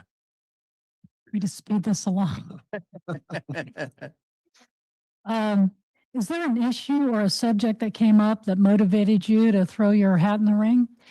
No single issue motivated me. It was the chance to serve. Since this is an interim position, I saw this as a chance to just serve and bring my professional experience and community experience to this position. I'm not interested in, I don't have any sort of agenda that I'm bringing. I just thought this was a great chance to help the city make thoughtful decisions and to support the work that needs to be done during this time. And then the voters, just until November, and then the voters will make their choice. Hi, Kimberly. Good to see you here. My question is, how do you plan to balance the interests of a vocal minority against those of a broader community? I think the first step is to make sure everyone is heard. Often the vocal minority is saying things that other people share, but they're not saying. At the same time, elected officials have a responsibility to consider the interests of the entire community, including people who aren't attending meetings or aren't saying anything. My approach would be to listen carefully, gather much information as possible, and make decisions based on what we believe is best for Pacific Grove. Okay. I'm up. Describe your experience working with different stakeholders, such as Pacific Grove businesses, community organizations, and Pacific Grove residents. Yeah, my legal career has largely been about working with people who have very different interests and priorities. I've represented individual, businesses and nonprofit organizations, insurance companies throughout California and other states. Through the DEI task force, I've also worked with residents, city staff, community members on local issues. One thing I've learned through that is that effective problem solving starts with listening. And then even people who disagree on solutions, there's often, more common ground than first appears.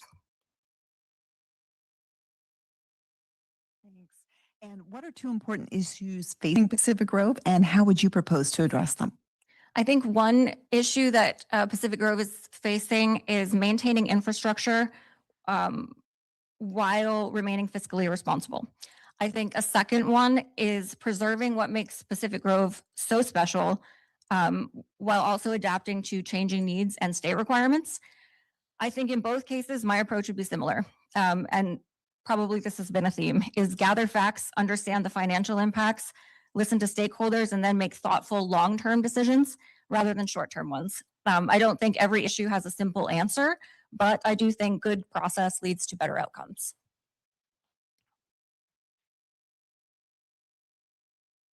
All right, thank you so much.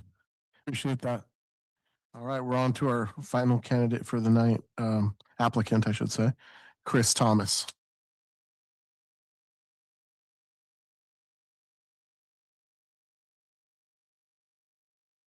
Hey, I think I'm the new guy here. Good evening, Mayor Smith, Mayor Pro Tem Emilio, council members Garfield, McDonald, Rao, and Paduri. My name's Chris Thomas, and although I'm allotted 5 minutes to present myself and qualifications, I'm only going to take 4. You're welcome. You have my resume, so I'll use my time to tell you about my personal background and what life experiences I can bring to this position. I grew up in San Antonio, lower middle class, single mother, the product of public schools. My neighborhood and school friends were an even mix of Hispanic and white, so cultural diversity was a part of my early life. In '91, I moved to Philly for grad school when the city was on the brink of bankruptcy with a $219 million structural deficit, the largest in the nation. It's $500 million today. It borrowed money at a usurious 24%, and the city had raised taxes 19 times in the previous 12 years, making it the most heavily taxed major city in the United States. In Philly, I experienced firsthand that decisions about budgets, pensions, infrastructure, and economic development aren't just numbers on a spreadsheet. They directly affect public safety, quality of life, and residents' confidence in their government. That perspective would help me evaluate city council decisions with a focus on long-term fiscal sustainability while protecting the services Pacific Grove residents depend on every day. Fortunately, Philly solved its fiscal nightmare and it's experienced a huge cultural renaissance. I watched the State of the City address here, and kudos to this council for your forward-looking financial stewardship. I did live in Chicago, beautiful Chicago, for 10 years, enjoying its fantastic ethnic enclaves, different cultures, religions, and languages living side by side. Due to a confluence of personal and professional reasons, we moved to Texas. When my daughter started college in California, my wife and I began visiting the Central Coast, and we fell in love with the natural beauty, the people, and the culture. I'm not from PG or even California. I've lived in 6 vastly different cities, thrown a few months in New York City and Tokyo, and I've been fortunate enough to travel internationally a fair bit. Having lived in large racially and culturally diverse cities, I gained experience interacting with people from a wide range of backgrounds, cultures, and socioeconomic circumstances, which taught me the importance of listening carefully, seeking common ground, and recognizing that effective public policy should serve all members of a community. It helped me develop the ability to work with individuals from different backgrounds and build consensus around shared community goals. I walk our youngest dog, Maya, about 4 miles a day or about 100 miles a month around Pacific Grove. Our walks provide me with a ground level understanding of the community. They allow me to observe neighborhood conditions, public infrastructure, parks, and pedestrian safety. These experiences help me evaluate city issues, not only from reports and budgets, but from the perspective of the people who use our public spaces every day. I love to chat with residents, and I'd always be happy to include them in the governing process. As a Pacific Grove City Council member, my education and professional experience allow me to offer financial literacy, strategic planning, and community engagement. My weakness is a lack of municipal governance, but I've learned to ask a lot of questions, lean on experts such as the city staff, evaluate information critically, and use a lot of preparation. Since I'm from San Antonio, a Spurs fan, and the first game of the NBA Finals between the Spurs and the Knicks is happening right now, let me end with the sports analogy. There are some highly qualified and well-known city council candidates in this selection. I know my appointment's a long shot, well outside the three-point line, probably a closer to half-court lob. But you miss 100% of the shots you don't take. If I'm not selected, I won't see it as a defeat. I see it as meeting the coaches and getting the ball back sometime to shoot for a board or committee appointment from the free throw line. Thank you. Thank you. Well, now we'll have questions. Thank you, sir. Okay, question. Pacific Grove is fortunate to have significant open space in our parks and shoreline. And what do you think the city's responsibilities are for these spaces, particularly Washington Park? So I walk through Washington Park a lot, walk my dog through there on the trails. It's all got a ball field and restrooms. I think a couple of specific ideas would be a playground and a dog park for use by families in a very pet-friendly community. You could do those 2 things, save the trees and clear out a lot of the undergrowth, I think. So I think it's large. The back part of it's well underused, and those would be a couple of specific suggestions. Okay, thank you. Thank you. Is there an issue or subject that came up that motivated you to throw your hat in the ring? You know, I'm fortunate enough to live here, moved here on purpose, and I'm retired now and I have the time. I want to give back. I really appreciate the protection of natural resources and human rights. I've lived in areas that didn't have quite that protection for those things, and I'm really proud of what the community does for those here, and I want to be a part of that.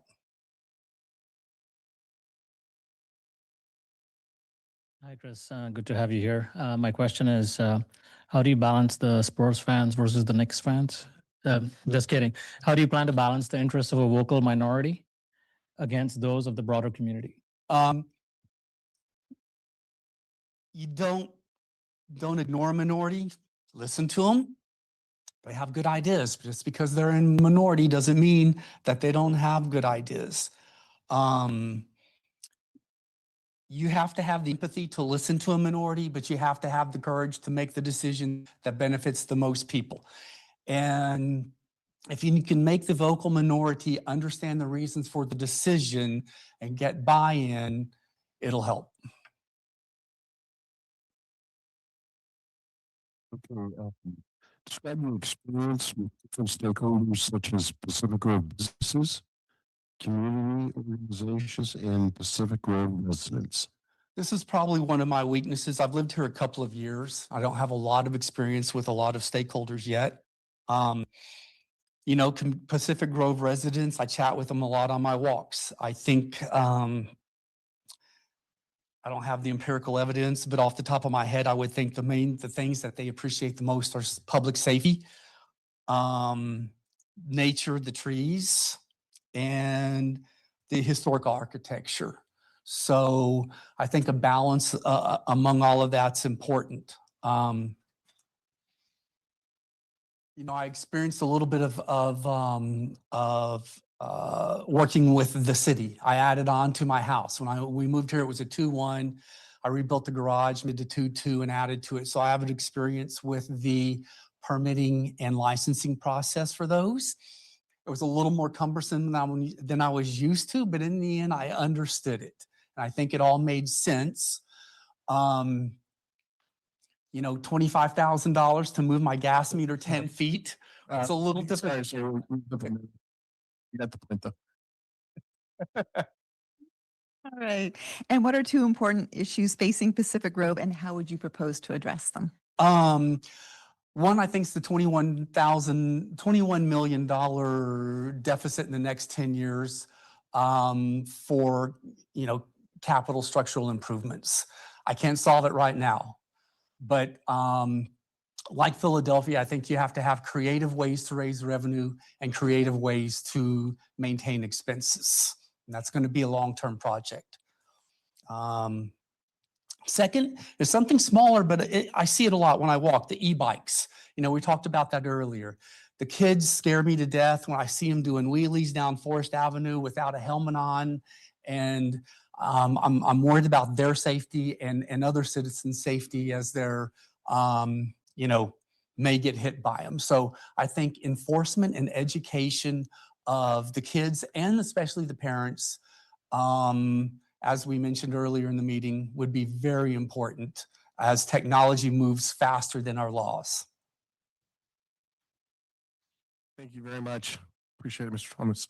And now that will take us to the next part of this, which is going to be the public comment on the candidate presentation tonight. And so I'll ask how many folks out in the public would like to speak on this item? That's the only one. That's it? One? Okay, how about online? Not that anybody want to speak on this side? Mayor, I see 2 hands so far. Okay, we'll go ahead and just give 3 minutes. Come on up. We'll take chambers first, and then we'll take folks online to come in on our applicants tonight. Mayor, Mayor Pro Tem, and council members. My name is Stephanie Flanagan. I'm a Pacific Grove resident. It's fun to recognize a couple of faces. I want to recognize the many amazing candidates that you have coming forward for this. And I'm honored to boost the voice of one of the young people looking for this job and want to encourage you to choose Ben Bentz for this job. I love that after getting his chops together as a teacher and a spouse and a new parent, he's expanding his energy and his efforts to continue developing his leadership and by contributing his energy and his efforts to our community. I met Ben in the Aquarium's Teen Conservation Leader program in 2014 when he was a first-year conservation leader, and I was a first-year advisor in the program. The teen program at the Aquarium just turns out some amazing young leaders, and Ben is one that stood out from his first year. as a really cooperative, enthusiastic, thoughtful, positive person who really enriched the whole. After his initial year as a teen conservation leader, he continued to move through the program. Year 2, he applied, interviewed, and got the position as one of 6 coaches that led a group of teens through the summer. Leading exercises to build community, providing coaching to aid growth, providing positive modeling for his students. In the years 3 and 4, he was hired by the aquarium, first as a teaching and training ambassador, and then later as a program assistant who supported the entire program.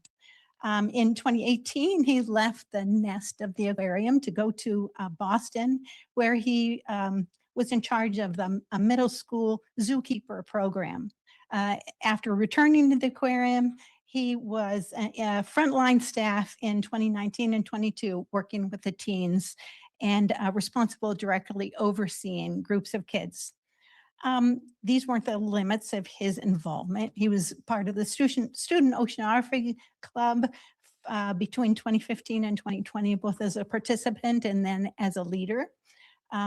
Finally, the aquarium leadership was so impressed with Ben that they asked him to serve on the volunteer advisory board, which he did from 2018 to 2025. I'm really happy that Ben wants to represent young families by contributing his energy and insights to build a future where those raised here can afford to return with their education, Thank you very much. build their lives. Thank you. Come on. Okay, we got another one in chambers. Hello, good evening. My name is Dr. Antonio Gallardo. I am a former professor for Benjamin Bentz. I'm here in support of Benjamin Bentz. He was a longtime student. I was his professor during his undergraduate phase of his education, which culminated in him becoming a credentialed teacher. He spent the better part of 4 years under my direct supervision. I felt and still feel very privileged to have had that opportunity. I should add that Ben was a student during probably one of the toughest times that I've seen students go through, and that is COVID. The thing about COVID that really impressed me about Ben is that he didn't survive like the others. He thrived. I can't put enough emphasis on that. It's very rare as not only students, but as human beings. And that set him apart. And I never forgot that. He went on, and I was privileged enough to have him again. Long story short, he became a credentialed student, which is the graduate phase of becoming a teacher. Very rigorous 1 year, very intensive as far as CSUMB goes program. And again, who knew? He thrived. There were dropout rates to sustain, to show that this program ends people's careers before they begin. And he thrived. He was assigned to an underprivileged, underserved school in the community, in the local county. And again, did incredible things and distinguished himself. This is a very, very special human being. I have witnessed probably thousands of students come through my doors in the last 20 years as an educator. And I can tell you, he is among elite status. And I cannot recommend him anymore for that. But what really, really, really sets Benjamin Ben apart is his inner fortitude, his character, the non-tangibles, the things you cannot measure, the things you will never find on a spreadsheet. Notice I am a man of color. He represents me. I can tell you that. He's made a life of service, and he is in the most noble profession, and he will do right by you. I can assure you. He's young. I went to his wedding. I've seen him have children, and I cannot be any more blessed for that experience. And I hope he serves you well. Thank you. Thank you. Got another. Got Mr. Gibbs.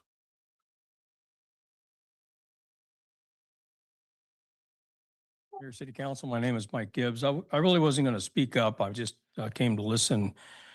And I guess I'm a little disappointed. I don't have a candidate. I don't know really like the council. I haven't talked to any of these folks and don't know them personally. But the disappointment was that in their opening statements, I didn't really hear an homage or anybody say, you know what, we depend on our business community here, right? We have some of the greatest restaurants on the Monterey Peninsula.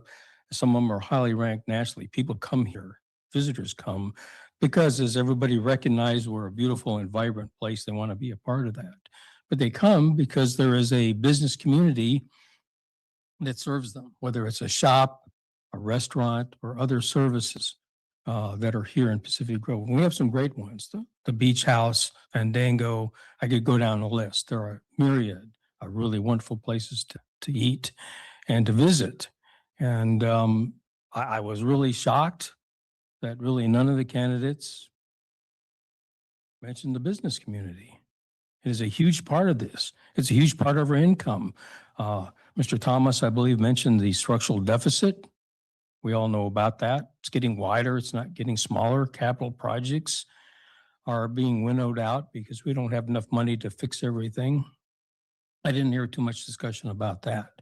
So all I'm saying is that as you have your discussion or you make your choices, really think about the community out there.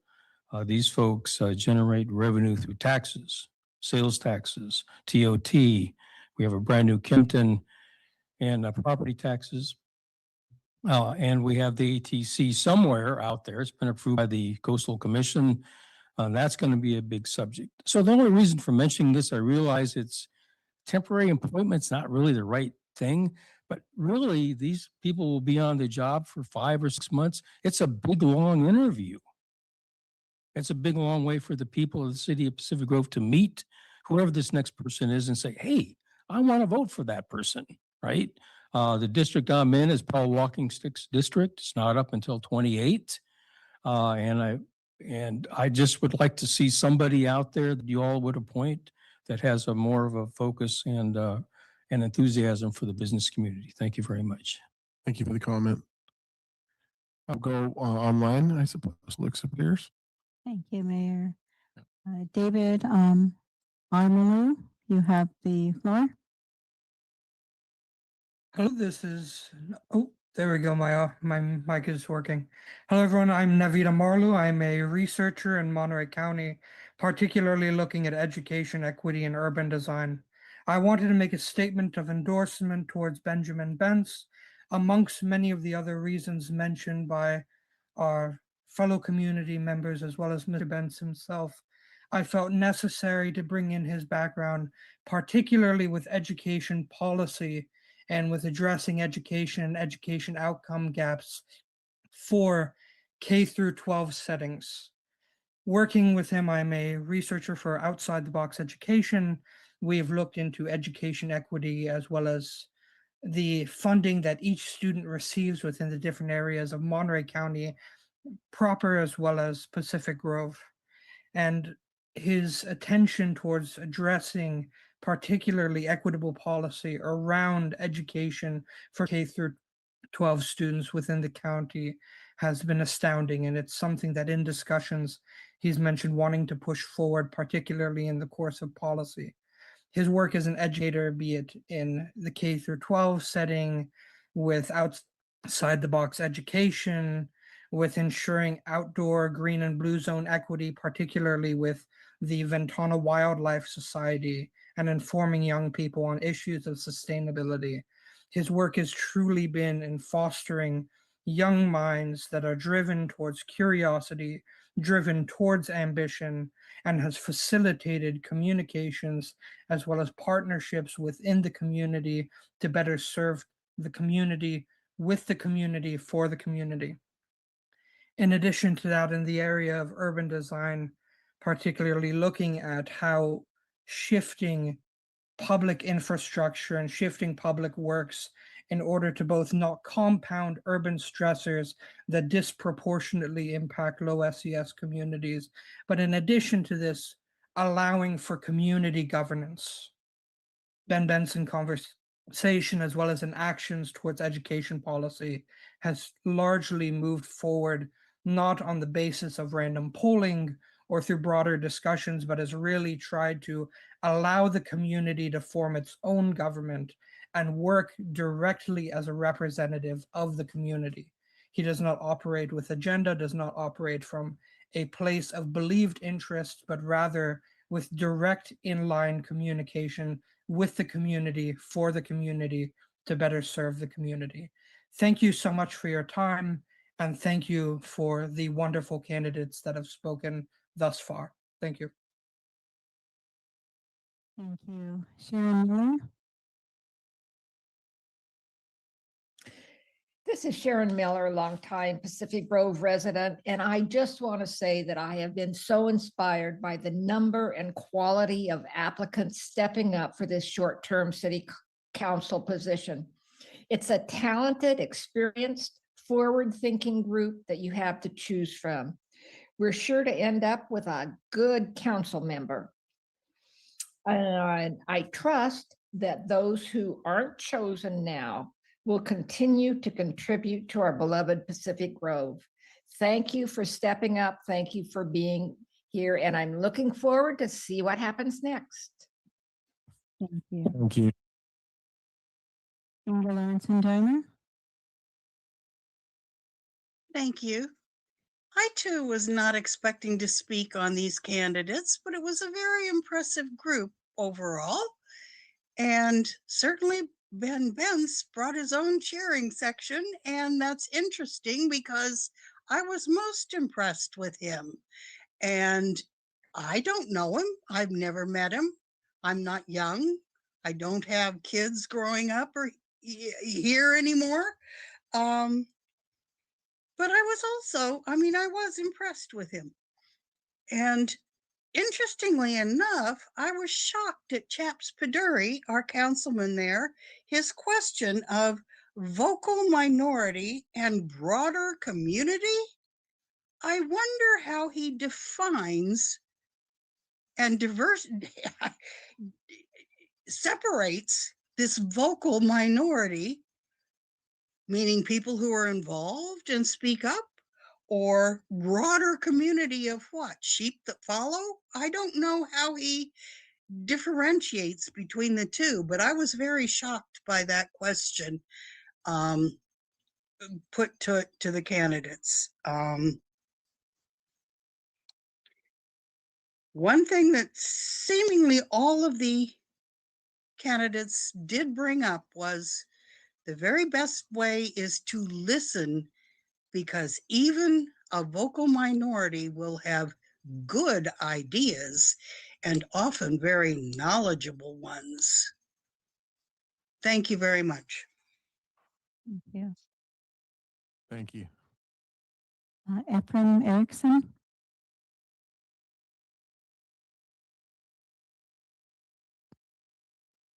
Hello, I'm back.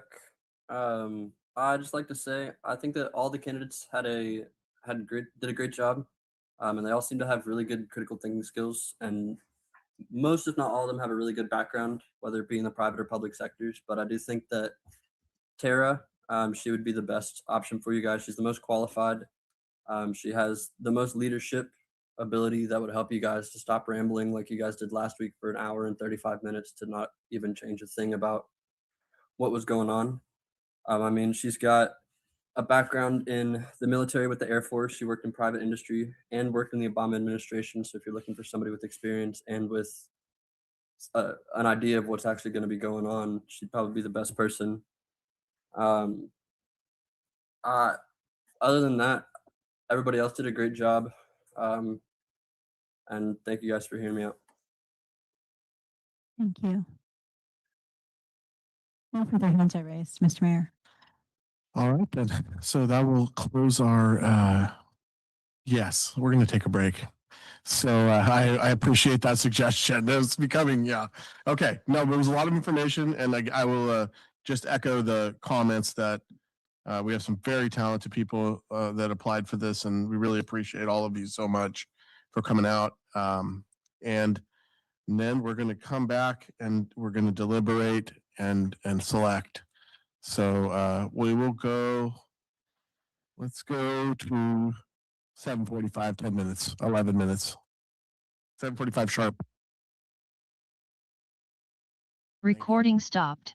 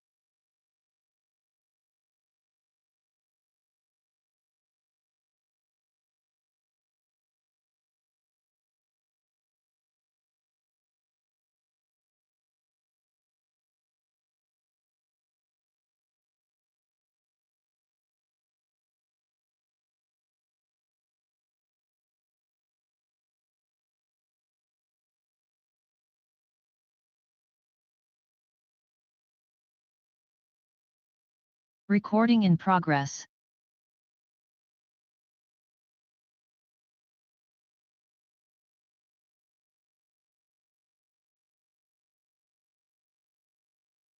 Okay. Hello, everybody. We're back from the break.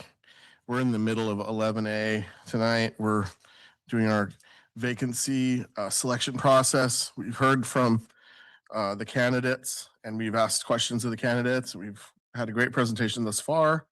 It's 7:47 p.m. as we come out of the break, and now we will deliberate and vote for the desired candidate. So at this time, I'm going to follow a procedure. So just bear with me while I get my bearings and check with staff to make sure we're doing this as we have agreed upon earlier tonight. So we've just covered steps 1, 2, and 3. We've taken public comment, and now we're at the deliberation and first slate nomination phase. So we're on the policy, that's page 2 on the policy. We're at item 1, council deliberation and first slate nominations. And the mayor and each council member will provide oral comments if they so choose, and an oral nomination of their top candidate. So at this time, we'll start with Councilmember Garfield on the left and work our way across and provide our any oral comments that if we choose to, and a nomination of the top candidate at this time. I'm sorry, I have a hand up. Yes. Can I ask a policy question? My understanding was we would have council discussion first before we make our nominations, or are you asking us to make our own argument and our nominations so we don't have the benefit of hearing each other's opinions first? We're going to just make our nominations and our comments now. We're not going to do that. Okay, go ahead. So thank you for the clarifying question. That does tell me what I'm supposed to do. I first of all want to echo what I've heard from others is that we are so appreciative of a really talented, experienced, interested group of people. We are very fortunate. The city is very fortunate. And I would really hope, and I think my colleagues will echo this, is that if you are not selected for some reason, we really hope that you will find a way to be more involved in the city. And I have a border commission noted for each one of you, should you be interested in finding out where you might find yourself contributing. So I'm just really appreciative of the generosity people have shown and the talents and skills they bring with them. My personal issue, and having been an appointee myself, is that it is a lot to get up to speed on in a very short period of time.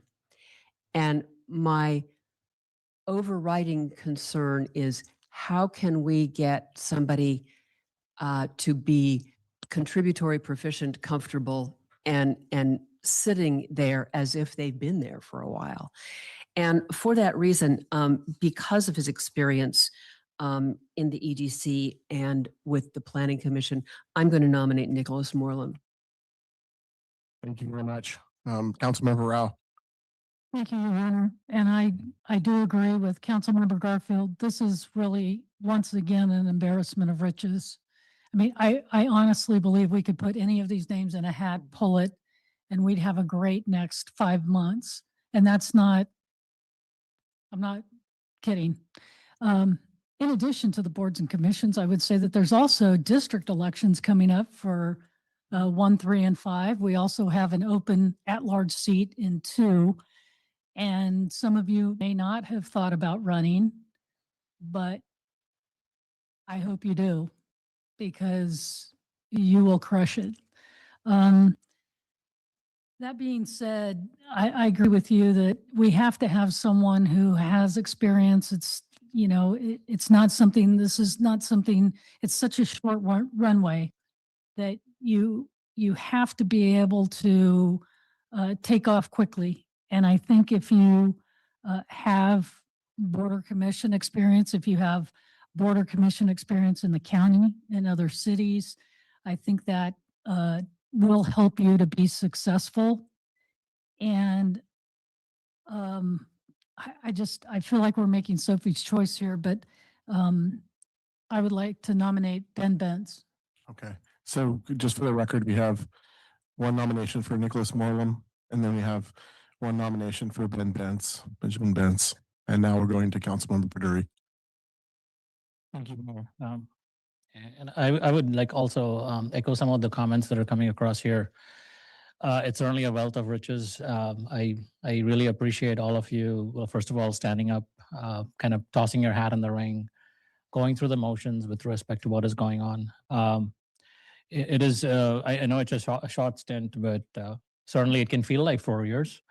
So I would say that to me, it again, like comes down to what can you achieve in the short period of time, and what can the council really get the best benefit out of the for the 4 to 5 months here. And so my recommendation is also Nicholas Morlam for the position. I think I've seen him work before. I think he's undergone, I would say, if nothing else, the test of like quite a few things within the town. And so I think it'll be beneficial for the council to have him. I also feel that it's not just the council working with the appointed council member, it's also the staff working with the council member. And so you need to have somebody who's already been there, done that.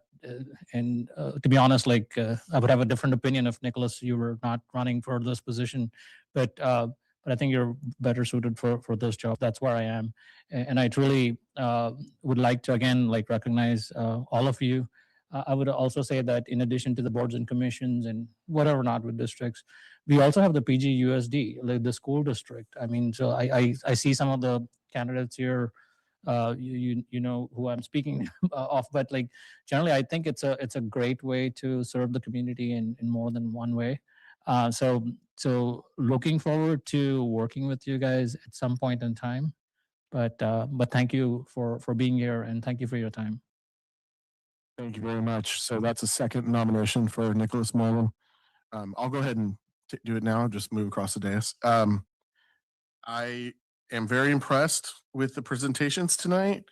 And I do agree with my colleagues that serving on one of our commissions is critical to learning the inner workings of the city and just kind of how things work here, and giving recommendations to the council. And we have a couple folks that meet that criteria tonight.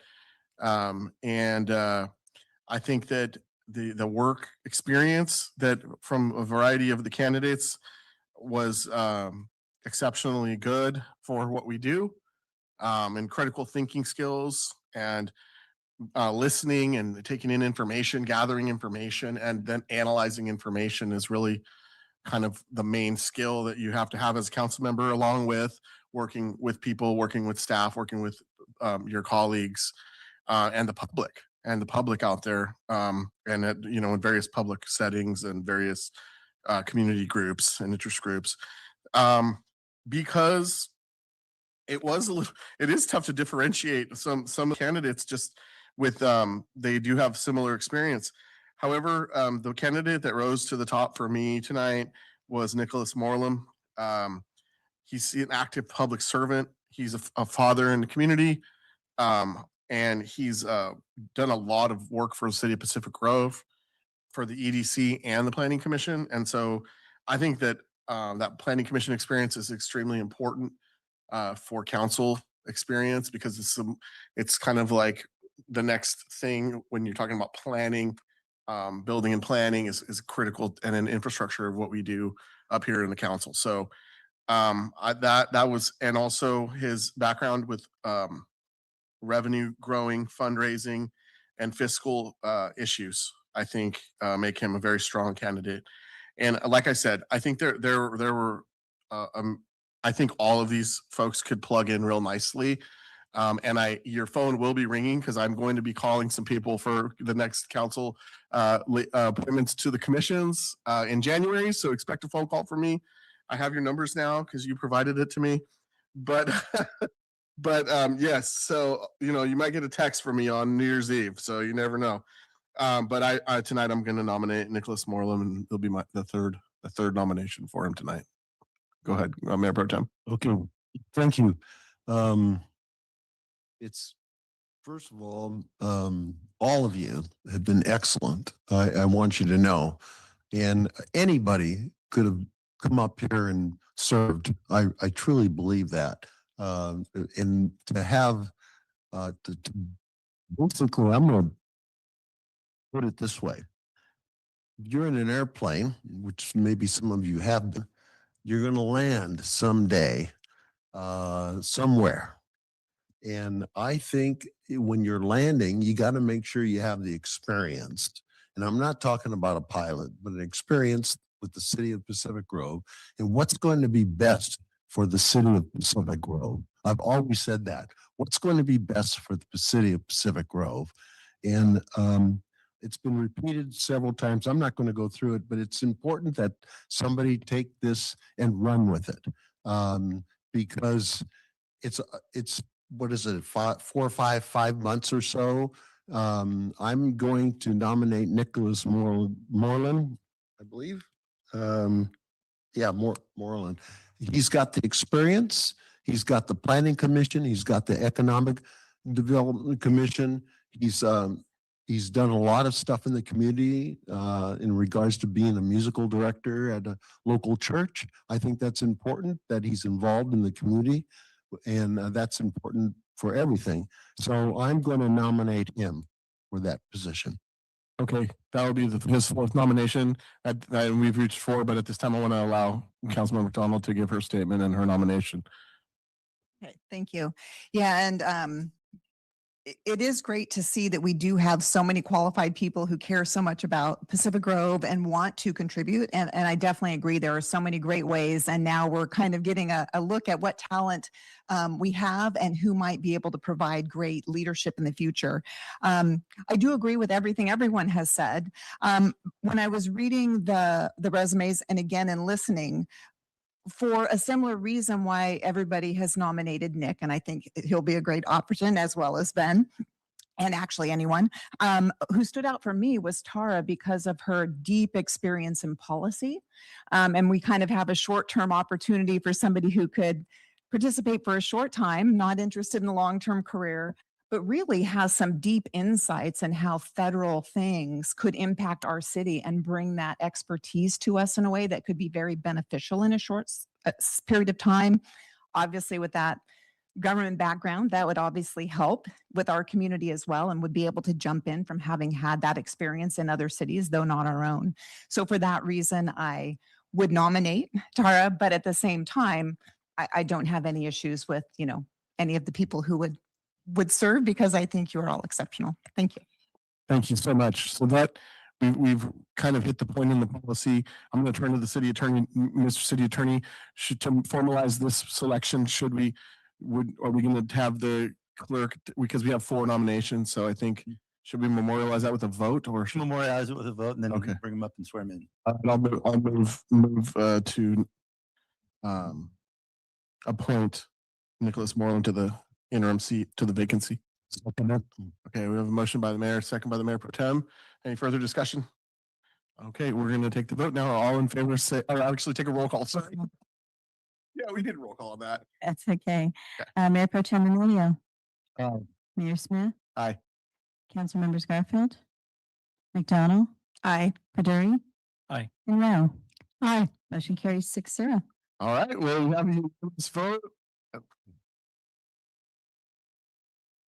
Congratulations, Nicholas Moreland. You've been selected as a council member. Be careful what you wish for. Okay, so now are we gonna? Yeah. Yes, why don't you stick around? We're gonna take a little break after we swear in Mr. Moreland, and then we want to talk to some of the candidates that stuck around. I think they're all still here. Yeah, don't let them leave. Okay. Okay, so go ahead, Sandra. Should we have him come up to the Testing. podium? Yes. Okay, come on, Nicholas. Testing.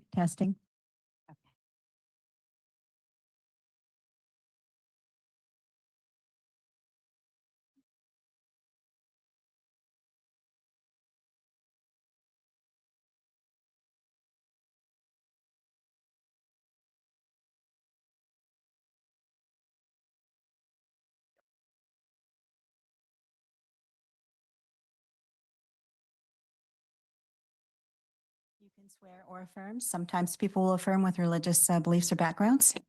So if you are ready, I, and state your name, please, I, Nicholas Morlam, do solemnly swear or affirm do solemnly swear that I will support and defend the Constitution of the United States, that I will, sorry, say that again. that I will support and defend the Constitution of the United That I will States support and defend the Constitution of the United States and the Constitution of the State of California and the Constitution of the State of California against all enemies, foreign and domestic, against all enemies, foreign and domestic, that I will bear true faith and allegiance that it will bear true faith and allegiance to the Constitution of the United States to the Constitution of the United States and the Constitution of the State of California, and the Constitution of the State of California, that I take this obligation freely that I take this obligation freely without any mental reservation without any mental or reservation purpose of evasion or sorry, or purpose or of evasion, purpose of evasion, and that I will well and faithfully and that I will well and faithfully discharge the duties discharge the duties on which I'm about to enter.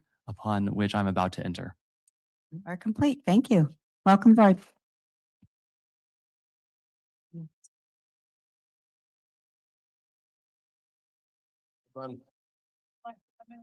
Yeah, we're gonna do a recess. I'm gonna have them sit down first.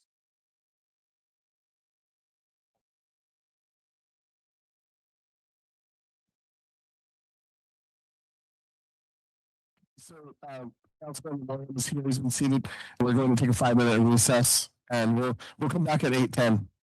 We're gonna take a little recess, talk to the candidates. Recording stopped. Not for me.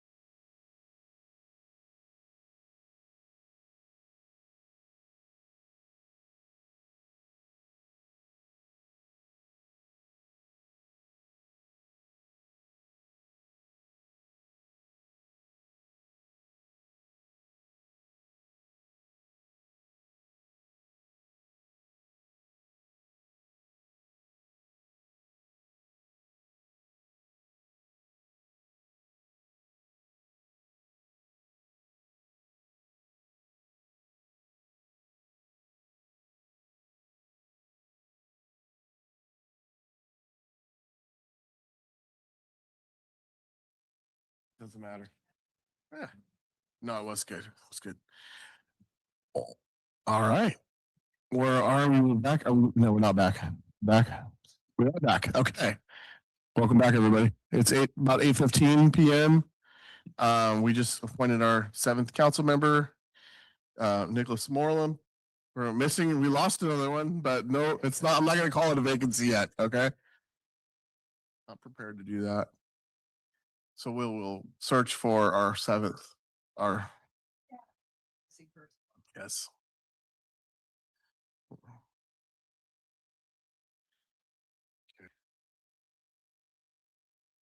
Okay, here we go. Yeah, we're on to 12.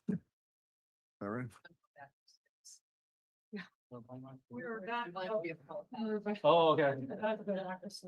All right, so we're up here on 11B as actually it's an 11 item. 11B, artificial intelligence policy, and we're going to recognize Joyce Hallaby, Deputy City Manager, to give the staff report. Thank you very much. Thank you, Mayor. Good evening, honorable members of the council. The item before you tonight is a council policy related to artificial intelligence. The recommendation associated with the item is to adopt a resolution establishing an AI policy. It would be Council Policy 200-7. Alternatively, the council can take other action related to this item. So to kind of ground the conversation, what is AI? The definition that is included both in the policy and on the screen here is the United States Code definition of AI. It is quite long, but it is essentially a machine-based system that can, for a given set of human-defined objectives, make predictions, recommendations, or decisions influencing real or virtual environments. AI systems use machine and human-based inputs to perceive real and virtual environments. And it goes on, but essentially you can think about it as a computer system. This is a much simplified version, a computer system that can think, learn, and make decisions like a human. AI, I do want to preface, is like an umbrella term that encompasses an array of applications, technologies, and subfields. So you'll hear a lot about like generative AI. That is a subset of artificial intelligence as an umbrella term. And there are many that fall under AI. So a little bit about AI, it's definitely not new. We're hearing a lot more about it in recent times, and that's in large part because of generative AI being more tangible to the average layman, starting in kind of 2022. But it's behind a lot of everyday tools and applications that people use on a daily basis. So you can think about any sort of navigation assistance when you pull up Google Maps or Waze, that has an AI component there. When you talk to Siri or Alexa, that has an AI component. When you're sending a text message and it's predicting the next word that you might say, that's an AI component. When you are on your streaming platforms, Spotify, Netflix, and it's recommending something that you may want to watch next, that's an AI component. Same with fraud alerts for your bank accounts, right? It's detecting an anomaly in your transactions that is different from your normal behavior and alerting you to that. So it's been in existence for some time. Recent advancements, again, around 2022 have made AI tools much more accessible. Cities and government agencies across the state and country are actively harnessing AI tools to better deliver products, services, and to enhance efficiency. These are just some common examples on the screen, but in cities where they have residents that speak different languages, they're actively using AI to provide translation services, to translate materials and documents. There's real-time transcriptions during meetings that makes meeting content more accessible for folks. There's some really interesting infrastructure analysis that can be done for like pipes under the ground. There's some really robust systems where they can predict where a pothole is going to form based on like traffic patterns and road conditions. So there's some really like powerful tools here. There are website chatbot assistants where a resident can go to the website, ask a question, and the chatbot could provide an answer based on the content on the website instead of having somebody kind of poke through various subpages. Traffic congestion analysis. There's a lot of stuff around emergency management, like assessing and predicting emergencies, flood, fire, things like that. So there's a lot of really powerful tools that could be harnessed. So the city is bringing forward an AI policy, which would help establish a flexible governance framework so that the city could use AI tools for the benefit of the community while also safeguarding against any potential harm. The policy that is before you tonight is in large part based on a template that was developed by the Government AI Coalition. The Government AI Coalition is like hundreds of municipal agencies at this point banding together, led by the City of San Jose's IT team, to look at how member agencies could unite and promote responsible and purposeful use of AI in the public sector. So the city actively joined the AI Coalition, and we're learning more every month as we kind of join their calls. But the template is largely based on the Government AI Coalition, recommended by CJPIA, which is the city's insurer, and the draft before you tonight has been reviewed by the city attorney's office. So some of the highlights: the applicability of the policy. It applies to all city deployed AI systems and any use of city data within AI tools by individuals with access to internal city data or systems, and then anybody who works for or on behalf of the city that may be leveraging AI to provide services to the city. A big part of this policy is establishing guiding principles for the responsible use of AI systems. This is a really large chunk of the policy, and it is intended to provide principles so that as we think about establishing or using AI, that we are having these values that are listed on the screen as kind of at the forefront as we think about purchasing, configuring, or utilizing AI. And I won't read these off here because I'm going to go through them quickly on the subsequent slides, but one of the principles is human-centered design. So any tool that we use, we want systems to be developed and deployed with a human-centered approach. So AI isn't autonomously making decisions that are really important, and that we're using those AI-powered services and thinking about how they impact both the public and the community. Security and safety is also integral. We want AI systems to maintain confidentiality, integrity, and availability through safeguards that prevent unauthorized access or use of city data, and minimize any sort of risk to individual society and the environment. Privacy is also an integral element. We want to ensure that privacy is preserved in any AI system that we use by safeguarding PII, so personally identifiable information, and any sort of sensitive data from unauthorized access, disclosure, and manipulation. Transparency. So we want to be transparent about the purpose and the use of AI systems, and we want to proactively communicate that on the city's website. We already have a web page where we talk about the enterprise systems that the city uses. We would update that web page to show what AI tools we're using and why we're using them. So that's the transparency component. Equity. We want to ensure that AI systems support equitable outcomes for everybody, and that any sort of bias in an AI system is effectively managed with the intention of reducing harm for anyone impacted by its use. Accountability and compliance, another guiding principle, and this relates to the roles and responsibilities that govern the deployment and maintenance of any sort of AI system, and the human oversight that is needed to ensure adherence to any sort of relevant laws or regulations. Effectiveness, any AI tool that we implement, we want it to be reliable and we want it to meet its intended objective and deliver precise and dependable outcomes. And lastly, workforce empowerment. We recognize that there is a lot of utility in using AI safely and ethically. So we want to empower staff to use AI in their roles through education, training, and collaborations that promote both participation and opportunity. Another policy section that I want to highlight is Section 4, which is kind of the meat and potatoes of the policy, which describes how we would go about purchasing, configuring, or developing an AI system. So we would start by ensuring that anything we look at upholds the guiding principles that I just went through. We would conduct an AI review to assess any potential risk of that specific AI tool, and do risk assessments, independent audits, and things while actively using the tool so we can continue to ensure compliance. If we've had a tool for 3 years, right, we want to continue to audit it to make sure that it's compliant. As a part of that review process, we would obtain technical documentation about the AI system. There's an AI fact sheet that was included in the packet. So those are some common questions that we would ask to try and assess, what are the risks? What are the potential uses? What are the potential outcomes? Is there any bias? How is the data trained? What type of model? Then we would require compliance with the policy for anybody using the tool. And lastly, we would ensure appropriate use of city data within any AI tool in compliance with internal policies, standards, practices, training requirements, and that would include prohibiting the use of non-public or confidential information in any sort of publicly available AI tool. Some additional elements that I'll just quickly highlight is there are some listed prohibited uses in the policy.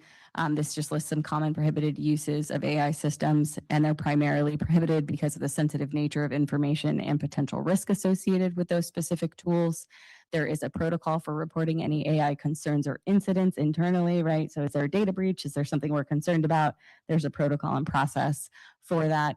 There is a delineated set of roles and responsibilities. So it talks about everybody's role in the process, you know, staff members, our chief information officer, or public information officer, et cetera. And then there are some sunset procedures. So if we opt to discontinue use of an AI tool, how do we deal with that data? What is the process for sunsetting a tool? On this last slide, I just want to highlight that this policy establishes a very general governance framework for AI use. We will be developing some internal AI guidelines, procedures, and training materials for our staff to supplement this policy, providing much more detailed guidance on like do's and don'ts, best practices. We also plan to conduct staff trainings, and all of the additional materials that we do produce would be in alignment with the policy and the guiding principles. AI is a rapidly changing field, as you're all aware. So we will continue to review this policy, any related supporting documents, and update them as needed to ensure that we remain compliant and up to date kind of with the trends and what's going on. And I think that sums it up.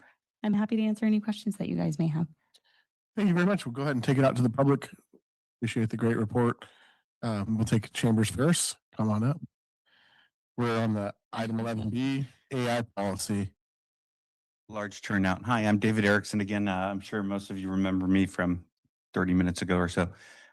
My company is Sculpted Artwork LLC, and I was going through college for intelligent systems engineering out of IU. And I turned around, and halfway through schooling, I realized that every day that went by, the class became more and more obsolete. The training systems can't keep up with it. Everything can't keep up with how fast AI is moving. And one of the things that you have to kind of watch out for is as it grows, you want to make sure that you're keeping up policies often to meet that criteria, because those policies are going to constantly change due to the growing development of the development of that actual AI that you're using. There's also enterprise editions of most every version of AI there is out there, meaning that they have secure container versions of a network that you can use for just the city itself, so you don't leak out information, stuff like that. I didn't know if you guys know a lot about it, but that was my 2 cents on that. But you could do so many initiatives also with the schools. You could do STEM programs for students to be able to work on a project that you can incorporate with the city to say, oh, let's have students program machines to look at how many people are crossing in a crosswalk during the day and typical time it takes them to get across it. And you could throw little simple projects like that and then have almost like a science lab type of, or science, what did they used to call those? Science fairs, where you could have all the projects be, announced or submitted, and you choose one of them and you have the city go along with it. So many different things you could do with the different policies to include the city itself. You may even put out policies to the public to say, hey, look, you could go out there and look at and try to get the ideas from the community. Hey, why don't we look at Lighthouse for how many cars are coming down the hill right into Congress, way over the speed limit because it shifts to 15 and they're going probably still 30 from coming down the hill. You could put a LiDAR system and try to look at that speed, maybe moving that speed limit sign up the road further. Just doing little type of things. I could say, okay, by utilizing AI and following the policies of the city, maybe we could look at doing these different type of things to help the city as well. So to side saddle with the city's endeavors. Thanks. That was my. Thank you. Appreciate that. Anybody online? Nobody online, Mayor. Okay, so we'll close public comment on 11B, bring it back to the council. I'm going to lead off on this one. I think obviously it's well put together. It's an excellent report. It's extremely clear. I found the policy to be extremely clear. And I think that we used our resources that we do have to create it. And I think it's a great starting point. And as we go forward, we can grow it, change it, revise it, add regulations to it, and then the attendant activities that might emanate from the policy or be related to the policy as Mr. Erickson spoke of. So I am fully supportive. I'd like to put this in place tonight. I think it's a great idea. And then now I'll listen to everyone else. Councilmember Rao. Thank you. So AI has gotten a lot of attention lately, and a couple of things that I have concerns about. One, I've seen where if someone submits a resume and they used a particular type of AI, I won't call anybody out, Google or ChatGPT or Microsoft, whatever, is that it will go out and find the other resumes that came out of ChatGPT, and those are the ones that'll get preferential treatment. And so what I want to do is just make sure that as we're looking for people, that we're not relying on AI to do any kind of filtering that may exclude a candidate just because of the type of AI they used or one or two trigger words that may reject their resume. So the HR component I'm concerned with. I'm also concerned with the sustainability piece, given how much natural resources all of this data mining takes. And I think we just need to be careful. If sustainability is our core value, we need to make sure that our AI policy supports that. And then the third thing is, I think that we need to put this on the schedule for annual review to make sure that we're meeting not only the goals, but also taking a look at some of those other components to make sure that we're not missing the mark by the values that we say that we have, and AI is not supporting that. So those are my three thoughts. Okay. So I'm hearing support for the current policy, but then maybe perhaps bifurcate to direction to the staff to bring it back annually for a review. Okay. Go ahead, Councilmember Garfield. Thank you. So as I'm listening to Ms. Hallaby talk about this systemic application of any AI systems, I'm struck by how much time it takes staff to research, evaluate, and once something's chosen, to train, to implement. And that's a significant challenge that we're all facing in a time where we have scarce human resources. So I'm wondering if this consortium that has helped get this so far can also help with identifying the most appropriate tools within underneath the AI umbrella, and how they can be deployed efficiently and effectively without having to reinvent the wheel. So are we going to still stay in this consortium and work them to death? Yes. So to Good. answer your question very quickly, yes, the Government AI Coalition has a plethora of resources. They actively meet monthly, have different subcommittees. And so a lot of it is exactly to your point of like how to make this more efficient across government agencies, how to ensure it's ethical. Somebody's doing research, right? They have databases of what platforms are being used and how. And so there's a lot of resources to pull from and a lot of support to lean on. Okay. And then I also saw that our insurance Joint Powers is aware of this and is working on this. So will that continue as well? So we're not taking there's someone else helping us identify risks that are inherent in using an AI system. So CJPIA has vetted this specific policy and application generally as we assess AI tools.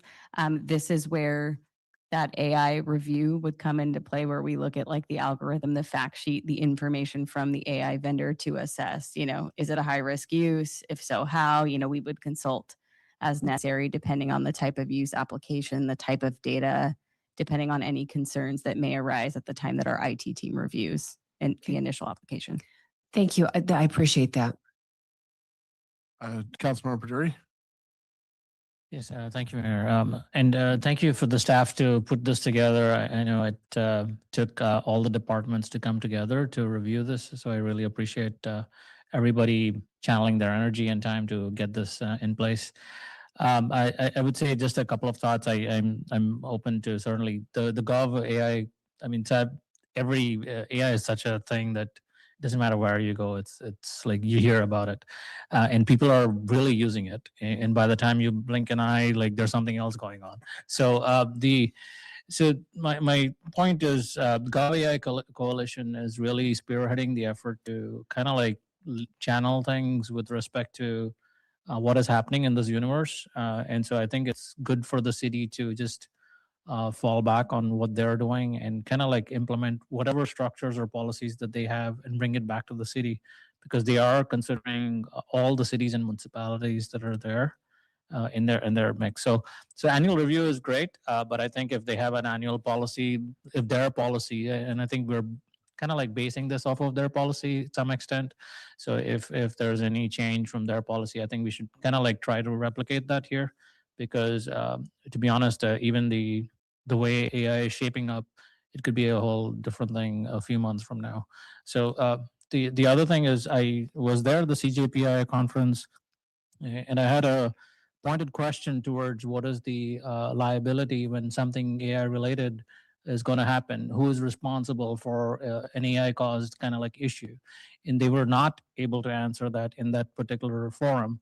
And so I'm just bringing that up forward to say we should probably think in terms of possibly putting something out on our website if we're planning to use AI extensively or otherwise to say where the liability falls. And that may be an item that we need to review internally. I don't know if it'll come under this policy or not, but certainly something to think of. So the blame doesn't fall on our end. And this is not just this would not just translate to the website itself. It will also translate to any kind of contracts that we have, because we are dealing with a lot of suppliers for various things, with consultants, contractors, etc. And so technically, this policy will have to they have to follow the same, adhere to the same rules. So hopefully we'll get there. And then I did want to call out that there's a lot of prohibitions here. There was an emotion analysis, for example, but I think the prohibitions are going to grow. And I think the one thing that I've seen throughout my AI kind of experience here is that every little interface says AI results may not be correct. So I would say we should just put that disclaimer somewhere for sure, no matter what we do. So anyway, but great item, and thank you for bringing this, and certainly supportive of the annual requirements too. Thank you. Thank you, chaps. Yeah, just to piggyback off that comment real quick before I go to Mayor Pro Tem here. I would say I'm not trying to lawyer up here, because I'm not a lawyer up here. I'm the mayor up here, but I'm still considered to be a lawyer, I think, under the standards. So, but in any event, if we do something with AI and it causes damage, we're going to be liable. I mean, that's just I'm pretty certain of that. But I think we should probably think about it that way. But that's subject to further review by staff, and depending on the various intricacies of the situation itself. But I mean, if we push something into motion with AI, I think, and it causes something to go wrong, I would say we're going to be liable for that. That's just my opinion about it. But I still think it's good to think about all these things, and this is a very interesting discussion that we're having on this. I wasn't expecting, so this is great. And I'm going to recognize Joe now. Okay, thank you for your presentation. I'm going to make a motion in a minute, but talking about AI, it happened to me the past couple of days where I was trying to get a hold of someone. I wanted a person, but they kept going dial number A, dial 1, dial 2, dial 3. And AI is frustrating at times. I'm just talking for myself. And my wife also had it happen twice, and she was quite frustrated. But I'm going to make a motion. I agree with this. Adopt a resolution approving the artificial intelligence policy, council policy 2007. I'll second it. And then we'll take discussion, and we also had a secondary motion that one of us can make on direction to come back annually. Right on discussion, I'll recognize Councilmember McDonald. Thank you. Yeah, I think that this is very timely. Actually, it's probably late, is always the case with AI, unfortunately. But I'm definitely glad we're doing this because, as everyone said, AI is being utilized. But there's a lot of misunderstanding and lack of knowledge around AI. So in a world where there is AI, it's critical that staff have the opportunity to get well trained so they have knowledge. It's critical to know what the benefits are because there is a lot of time and efficiencies that could potentially be gained, but it's really important to be trained and understand the pitfalls as well, knowing that they hallucinate. I have a friend who recently asked a question. I gave an answer and he's like, "Are you just making that up?" And I said, "Oh, you caught me. Yes, I am." So just knowing that AI, if it doesn't know an answer, might make things up, and training people to ask again another way, to dive deeper is really critical. Prompts still important, and how you ask the question will drive the response you get. But when the average person is just using AI and doesn't know any of that, it's really easy to get potentially misleading and not in-depth responses. So I'm really glad that this involves a training component because I think we've been talking very much about council goal being about having more efficiency for staff. And with a good AI tool and a good AI policy, that definitely gives tools to save an immense amount of time. They're sort of forcing us to use it at work. I'm glad because I have found ways to save immense amount of times in certain areas. So there's an initial cost in learning how to interact with it potentially, but the amount you can save over time is tremendous. Iteration, very important. As the technology changes, it will be really important to stay on top of that. So I appreciate that we're using the Gov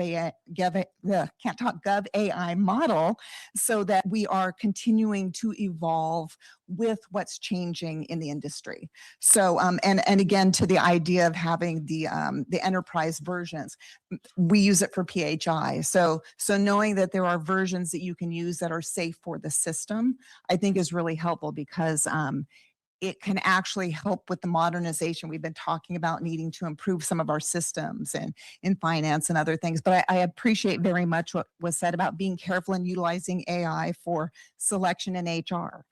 We're getting to the point where everybody's just a bunch of stuff that gets spit out. Just read an article about how cover letters are obsolete because everybody just does an AI one and you can't tell the difference anymore.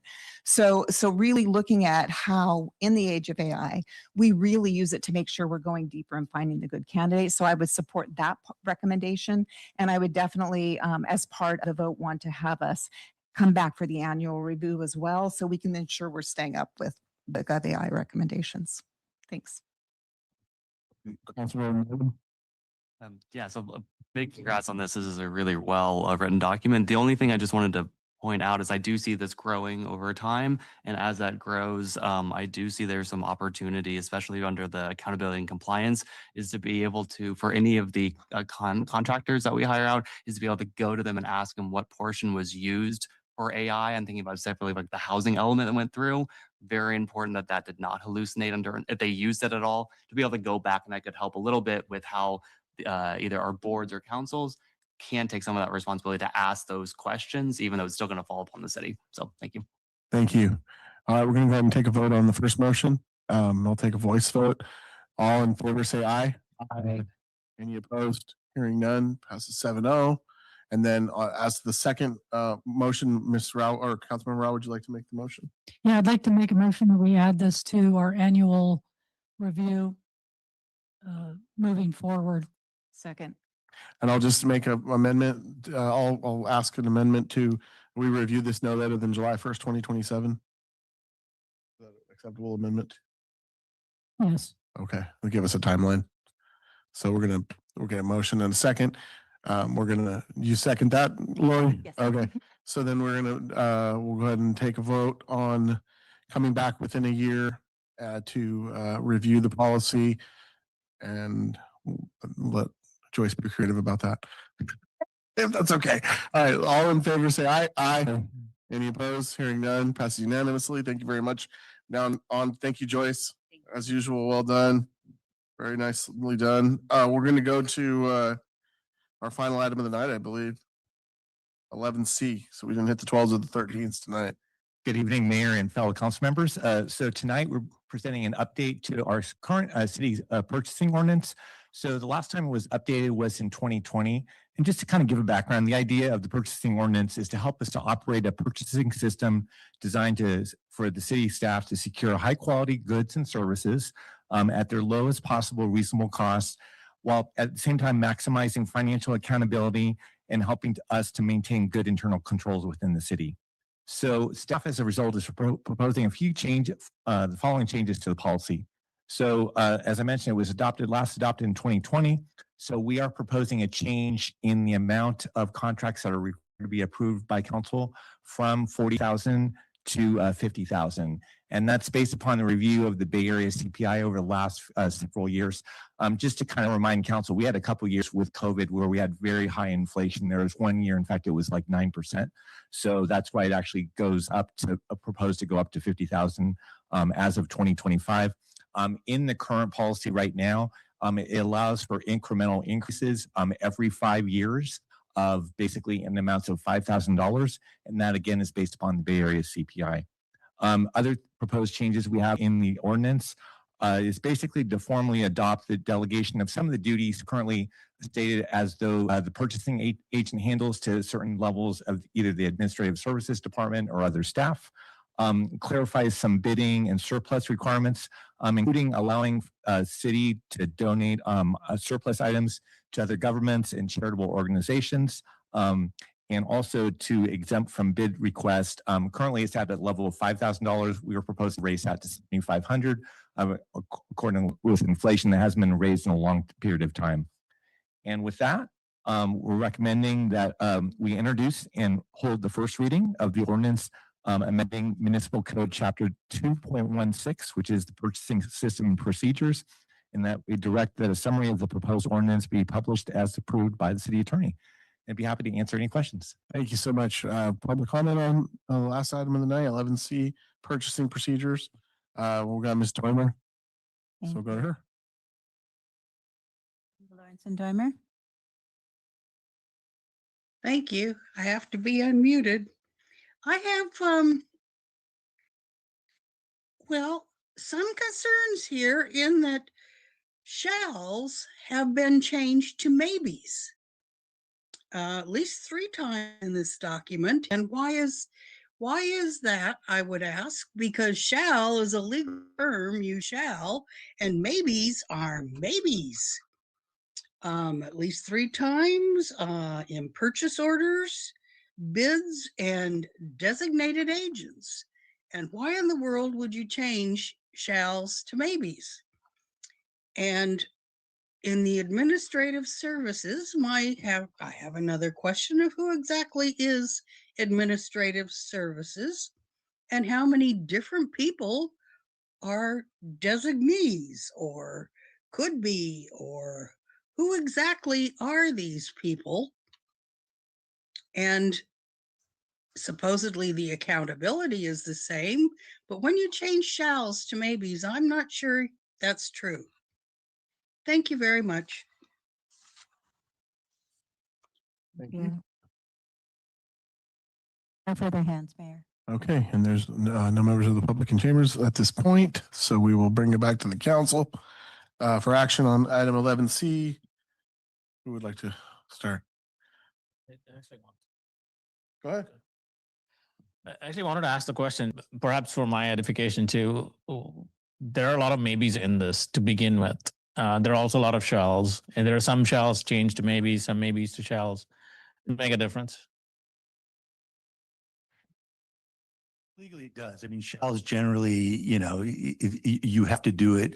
Maybe is conditional. There is case law that goes into deep analysis of that. But I think what you're being presented with here is just to sort of clarify what's going on. So legally, there is a difference. The question would be then, are those differences acceptable to you? So in other words, where it's a mandatory shall, does that work for you? And where it's maybe, are you comfortable with that? I don't know if Mr. Marsh has further explanation as to why. I mean, that's exactly it. I mean, the idea, the changes were just to really give staff a little bit more flexibility, in this. This is one of the main reasons we kind of, because currently the way it's written before the changes, it had everything really going through the purchasing, the purchasing agent as the city manager, and that's really not how it runs in any city at all. And what I tried to do with this was minimize the number of changes, but really have it reflect more of the operations of our surrounding cities as well too, and how they implement their purchasing policies. So. Yeah, if I could follow up on that with an actual example, just from my understanding. So 2.116070 purchase orders. It says purchase orders. Previously, it was purchase orders shall be required for all expenditures. Now it says maybe. So does this mean not everything goes through? Yeah, so that's a great example. And this is an example why I changed it from shall to may, because there's a number of examples. For example, anything that's under $7,500 doesn't, currently 5,000, but proposed to go to 7,500. That doesn't, the way we do it right now does not require a purchase order. There's some standing items. For example, a good example is our debt service payments, which, we have to make every year that we just, those are just regular invoices that come in for those. There are certain, most of the items over basically, proposed now 7,500 would require a purchase order, but that's a great example of why I changed that to may, because there are some exceptions to that. So, okay. Thank you. Look, I'm supportive of this item. Thank you for forward thinking. Obviously, there's a cost increase everywhere, and we're recognizing that. And it seems like you're being efficient by saying every 5 years we're going to increase it. I don't know if I should be happy about that or sad about the fact that we're surrendering to the cost of living. But either way, I think it's forward thinking is what we're doing here. So I'm supportive of what is going on. Thank you. Thank you. Anyone else? Go ahead, Councilmember Garfield. Sorry. Yeah, I'm supportive of this too. What I see in this is that you have clarified some of the processes that might have been a bit muddy up to this point, so that everybody understands who does what, and we don't have a bottleneck. I'm sorry not to say that Mr. Mogensen is a bottleneck, but he is not at all. So, no, but when everything goes through one person, that's an undue burden on that individual when other arrangements can be made. So, yeah, I think this is a real improvement, and I'm glad that you're looking for things that we've been kind of not doing just the right way and getting it nailed down as to how it's supposed to go for process. So thank you very much. And one thing I just want to quickly add for council, we had a procurement manual basically that was about 100 pages, and this is for staff, much more detailed, but I was able to slim it down to about 20 pages, and we've had a good discussion with all city staff about that for going forward as well too. So that was just part of the evaluation. Bonus. So. I love that. I love that. Okay. Anyone, Roy? Thank you.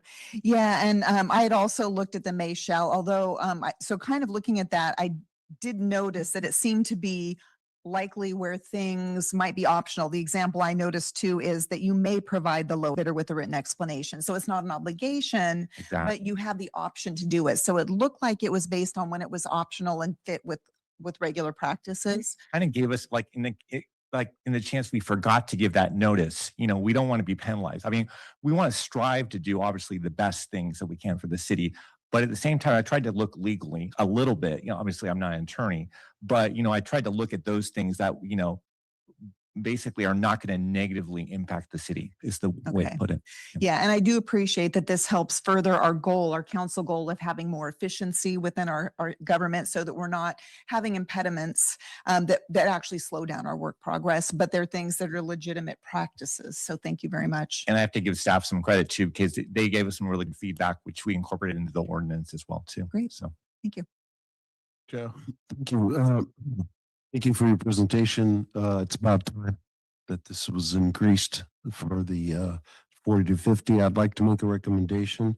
I'll ask Mr. Lorca, can I go with number 1 and number 2 together? Or do I? Okay, I'm going to go and make recommendation number 1 and number 2. All right, motion on 1 and 2. Second. We have a second by Rao.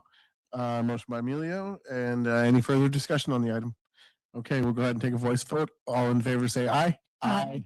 Any opposed? Hearing none, passes unanimously 7-0. And we've reached the end of the agenda tonight. It was a fun one tonight. Appreciate you, all of you that stuck in there till the end. See you on the next one. Good evening. Meeting's adjourned. Okay.